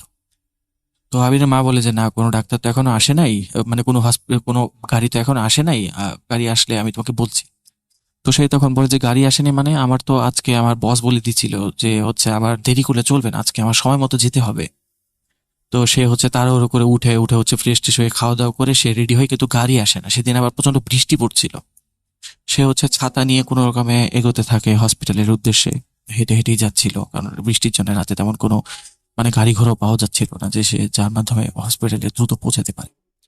তো সে হচ্ছে হেঁটে হেঁটেই যাচ্ছিল। তো যাওয়ার এক পর্যায়ে সে খেয়াল করতে পারে যে মনে হচ্ছে যে তার পেছন পেছন হয়তোবা কেউ আসছে। সে চিন্তা করে যে কি ব্যাপার, পেছন পেছন কে আসছে। সে মানে বেশ ভয় পায় এবং মনে মনে হচ্ছে নিজের ভাগ্যকে দোষারোপ করতে থাকে। সে মানে চিন্তা করতে থাকে, ধুরু কিসের একটা কপাল আমার, এত খারাপ কপাল, এত কষ্ট করে ডাক্তারি পড়লাম, পরে হচ্ছে এই ছাতার জায়গায় পোস্টিং পেলাম, তাও আবার এরকম একটা জায়গায়। বৃষ্টিও পড়ছে, প্রথম দিনই এই অবস্থা। বস বলে দিচ্ছিল লেট যেতে না হয়, এখন যদি লেট করে পৌঁছায় তাহলে আমার চাকরিই থাকবে না, কি একটা কপাল আমার। এগুলো বলে বলে সে হচ্ছে মানে সামনের দিকে এগোচ্ছিল, পরে বারবার পেছনের দিকে ফিরে তাকাচ্ছিল, মনে হচ্ছে যে কারো ফুট স্টেপ সে শুনতে পাচ্ছে। তো পেছন ফিরে যখন তাকায় তখন আর কাউকে দেখতে পায় না। তো এরকম চলতে চলতে সে মানে প্রায় আধা ঘন্টা 1 ঘন্টা পর হসপিটালে পৌঁছায়। পৌঁছানোর পর যখন সে হসপিটালে গেট দিয়ে যাচ্ছে, তখন হচ্ছে দারোয়ান তাকে ডাক দেয়, যে বলে যে আরে ভাই কোথায় যাচ্ছেন এত রাতে? এখন রাতের বাজে হচ্ছে আপনার 11:30, আপনি এখন কই যাচ্ছেন এখানে? তখন বলেছে কই যাচ্ছি মানে, আমি হচ্ছে এখানে নতুন ডাক্তার, ডাক্তার আবির, আমি মানে মর্গের ইনচার্জ। তখন হচ্ছে ওয়াচম্যান বলে যে সরি স্যার, আসলে বুঝতে পারিনি, হ্যাঁ বড় স্যার ভিতরে আছেন, উনি তো আপনার কথা বলেছিলেন, তো আপনি যে আজকে আসবেন এই বৃষ্টির মধ্যে, আমরা আসলে মানে ভাবি নাই, এই জন্য আর কি আপনাকে চিনতে পারিনি, সরি। তো আবির বললো যে আচ্ছা ঠিক আছে ঠিক আছে, আমি যাচ্ছি ভিতরে। তো এই কথা বলে সে হচ্ছে ভেতরে চলে যায় আইডি কার্ডটা শো করে। তো ভেতরে যাওয়ার পর হচ্ছে সে মানে আগের দিনই যেহেতু অফিসের সাথে কথা বলে গিয়েছিল, তাই অফিসার নিহার আর কি ছিল তখন ডাক্তার, উনি মর্গের মেইন চার্জে ছিলেন আর কি, অটোপসি চার্জ। তো উনি ওনার সাথেই মর্গের রুমটা চিনে গিয়েছিলেন। তো উনি ভেতরে গিয়ে দেখেন মর্গের দরজাটা ওপেন, মানে অটোপসি রুমের দরজাটা ওপেন করতে আবির বেশ আটকে ওঠে, সে একটা চিৎকার দিয়ে দেয়। তখন ডাক্তার নিহার তার দিকে ঘুরে বলে যে কি ব্যাপার, ডাক্তারি কি পাশ করছে এরকম চিৎকার চেঁচামেচি করার জন্য? লাশ কি জীবনে দেখো নাই? তখন বলে যে স্যার লাশ তো দেখছি, কিন্তু এরকম লাশ তো আগে কখনো দেখি নাই। তো ডাক্তার বলে যে লাশ, এটা কি সমস্যা কোথায়? এর থেকে কত খারাপ লাশ ভেতরে পড়ে আছে দেখতে হবে। তো আবির যে লাশ দেখেছিল সেটা বর্ণনা ছিল এরকম যে হচ্ছে কেউ একজন তাকে মানে বহুতবার ছুরিকাঘাত করে বুকের মধ্যে, পেটের মধ্যে, এরপর হচ্ছে ওর মানে মাথার মধ্যে হচ্ছে পাথর দিয়ে মানে বাড়ি দিয়ে হচ্ছে, মানে পাথর নিক্ষেপ করে বা বড় একটা পাথর দিয়ে বাড়ি দিয়ে ওর মাথাটা হচ্ছে থেতলে দেয়, ওর চোখগুলো বের হয়ে রয়েছিল, ওর ব্রেনটা হচ্ছে মাথার একপাশে ঝুলে ছিল, আর হচ্ছে ওর চাপা ভাঙা ছিল। তো ডাক্তার নিহার বলেন যে তুমি এখন এটা লাশটাকে ভালো মতো দেখো, এটার অটোপসি তুমিই করবা, আমি হচ্ছে আমার শিফট শেষ, আমি হচ্ছে আমার কেবিনে গিয়ে বসছি। তখন আবির বলে যে স্যার আপনি এখানে থাকলে ভালো হতো না? আমার প্রথম দিন, আমার এমনিতে কেমন যেন লাগছে লাশটা দেখে, আপনি যদি থাকতেন তাহলে বেটার হতো। তখন নিহার বলে যে আরে এখানে থাকতে হবে না, আমাদেরও শুরু শুরুতে এরকম লাগছে, কিন্তু কিছু করার নেই, আমি কেবিনেই আছি, তুমি তোমার এই অটোপসিটা শেষ করে আসো, আমরা একসাথে চা বা কফি খাবো না। তো আবির হচ্ছে তার অটোপসি শুরু করে, ডাক্তার নিহার চলে যান। অটোপসি করতে করতে এক পর্যায়ে আবির খেয়াল করে যে হচ্ছে মানে তার হচ্ছে লাশের বুক কাটতে হবে। তো বুক কাটার পর সে দেখে যে বুক থেকে জমাট বাঁধা কালো রক্ত একদম খিনকি দিয়ে বেরিয়ে তার মানে গায়ের মধ্যে লেগে যায়। তো সে সেগুলো পরিষ্কার করতে যায়। সেগুলো পরিষ্কার করে সে যখন নিজের ফেসে পানি দেয়, মানে আয়না দেখছিল, তখন সে খেয়াল করে হুট করে সে দেখতে পায় যে তার পেছনে যে লাশটা ছিল সেই লাশটা উঠে বসে আছে। এটা দেখে তো সে প্রচন্ড ভয় পেছন দিকে ফিরে থাকে, কিন্তু পেছন ফিরে দেখে যে না, সবকিছু ঠিকই আছে। তো সে আবার অটোপসি করতে যায়। অটোপসি করতে করতে এক সময় সে মানে ফিল করে যে পাশে যে মানে মানে লাশ কাটা ঘর আছে, ওটা সেখানে হচ্ছে মানে মুর্দা ঘর যেটাকে বলে, সেই মুর্দা ঘরের ভেতর থেকে কেমন যেন মানে গম গম শব্দ আসছে, মনে হচ্ছে যে কোনো একটা হিংস্র পশু কারো হাড্ডি বা মাংস চিবিয়ে চিবিয়ে খাচ্ছে, এরকম একটা সাউন্ড আসছে। তো সে যখন মানে সেই মুর্দা ঘরটা ওপেন করার পর দেখে যে সেখানে মানে অসংখ্য মানে মৃতদেহ দাঁড়ানো অবস্থায় আছে, এবং এক একজনের হাত বা পা থেকে বা মাথা থেকে মাংস খুলে খুলে খাচ্ছে। আর মানে এত বিচ্ছিরি একটা শব্দ হচ্ছে, আর তারা আবিরকে দেখে মানে এত বিচ্ছিরি একটা হাসি দেয় যে আবির প্রচন্ড জোরে চিৎকার দেয়। চিৎকার দিয়ে হচ্ছে সে মানে মাটিতে পড়ে যায়। পড়ে গিয়ে হচ্ছে পেছন যেতে যেতে সে হচ্ছে মানে অটোপসি রুম থেকে বের হওয়ার জন্য দরজার কাছে চলে যায়। দরজার কাছে এসে দেখে যে দরজাটা বাইরে থেকে লক। সে আর দরজা কিছুতেই খুলতে পারছে না। তো সে মানে চিৎকার চেঁচামেচি করতে করতে কানের মধ্যে হাত দিয়ে চোখ বন্ধ করে এক কোনায় গিয়ে বসে থাকে, এবং দেখতে মানে চোখ খুলে দেখতে পায় যে সেই মানে মৃতদেহগুলো যেগুলো আর কি মানে মুর্দা ঘরে ছিল, লাশ কাটা ঘরে ছিল, সেখানে হচ্ছে সেই দিক থেকে হচ্ছে তার দিকে এগিয়ে আসছে। সে এটা দেখে হচ্ছে প্রচন্ড ভয় পায়। তো ভয়ে চোখ বন্ধ করে বসে থাকে। কিছুক্ষণ পর সে খেয়াল করে যে আশেপাশে কোনো সাউন্ড আর হচ্ছে না। তারপর সে চোখ খুলে দেখে যে না, সবকিছু ঠিকই আছে, এবং হচ্ছে যেই মানে মৃতদেহটা পড়েছিল সেটাও সেই জায়গা মতোই আছে। তো সে হচ্ছে নিজেকে কিছুটা নর্মাল করে হচ্ছে চোখে মুখে পানি দেয়, ভাবে যে হয়তো ভুল দেখলাম। এরকম করে হচ্ছে আবার লাশ কাটতে শুরু করে। তো লাশ কাটতে শুরু হওয়ার কিছুক্ষণ পর সে আবার একই জিনিস ফিল করে যে ওই লাশটা তার গলা চিপে ধরে, এরকম মনে হলো তার কাছে। সে দেখতে পাচ্ছে যে লাশটা তার গলা চিপে ধরে আছে, আর হচ্ছে সে তার মানে ভাঙা মুখ থেকেই, চোয়াল থেকে একটা ধরনের হাসি দিচ্ছে, আর হচ্ছে নিজের হাত থেকে মাংস খুলে নিজের মুখে দিয়ে চাবানো শুরু করলো। এটা দেখে তো সে আরো জোরে চিৎকার দেয়। তার চিৎকার শুনে হচ্ছে ডক্টর নিহার হচ্ছে সেখানে চলে এসে দরজার ভেতরে ঢুকে ঢুকে আবিরকে জিজ্ঞেস করে, আবির কি হয়েছে, তুমি এরকম চিৎকার করছো কেন? তারপর হচ্ছে উনি মানে মুর্দা ঘরের দিকে তাকিয়ে জীবনের সব থেকে বড় ধাক্কাটা খান। উনি দেখেন মুর্দা ঘরে যত লাশ ছিল সবগুলো লাশ বিভিন্ন ভাবে কাটা, এবং মুর্দা ঘরের চারপাশে হচ্ছে মানে রক্ত দিয়ে ভরা। লাশগুলো এমন ভাবে কাটা মনে হয় যে কেউ পাগলের মতো তাদেরকে খালি কুপিয়েছে, আর নিচে সমানে রক্ত এবং মাংস পড়ে আছে, হাড্ডি গুড্ডি সহ ভাঙা অবস্থায় পড়ে আছে। মনে হচ্ছে কেউ কুপিয়েছে, না হলে হচ্ছে কোনো একটা ভারী বস্তু দিয়ে থেতলে দিয়েছে, এরকম অবস্থা। তো তখন ডক্টর নিহার আবিরকে জিজ্ঞেস করে যে, কি ব্যাপার ডক্টর আবির, আপনি এসব কি করেছেন? তখন আবির বলে যে, না আমি এসব কিচ্ছু করিনি, আমি এসব কিছু জানি না। তখন তাকে জিজ্ঞেস করে আসলে এখানে হলো কি হয়েছে।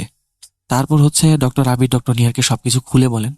খুলে বলার পর ডক্টর নিহার বলেন যে, আমি এত বছর যাবত এখানে কাজ করি, আজ পর্যন্ত তো আমার সাথে কিছু হলো না, তো তোমার সাথে এরকম কেন হলো?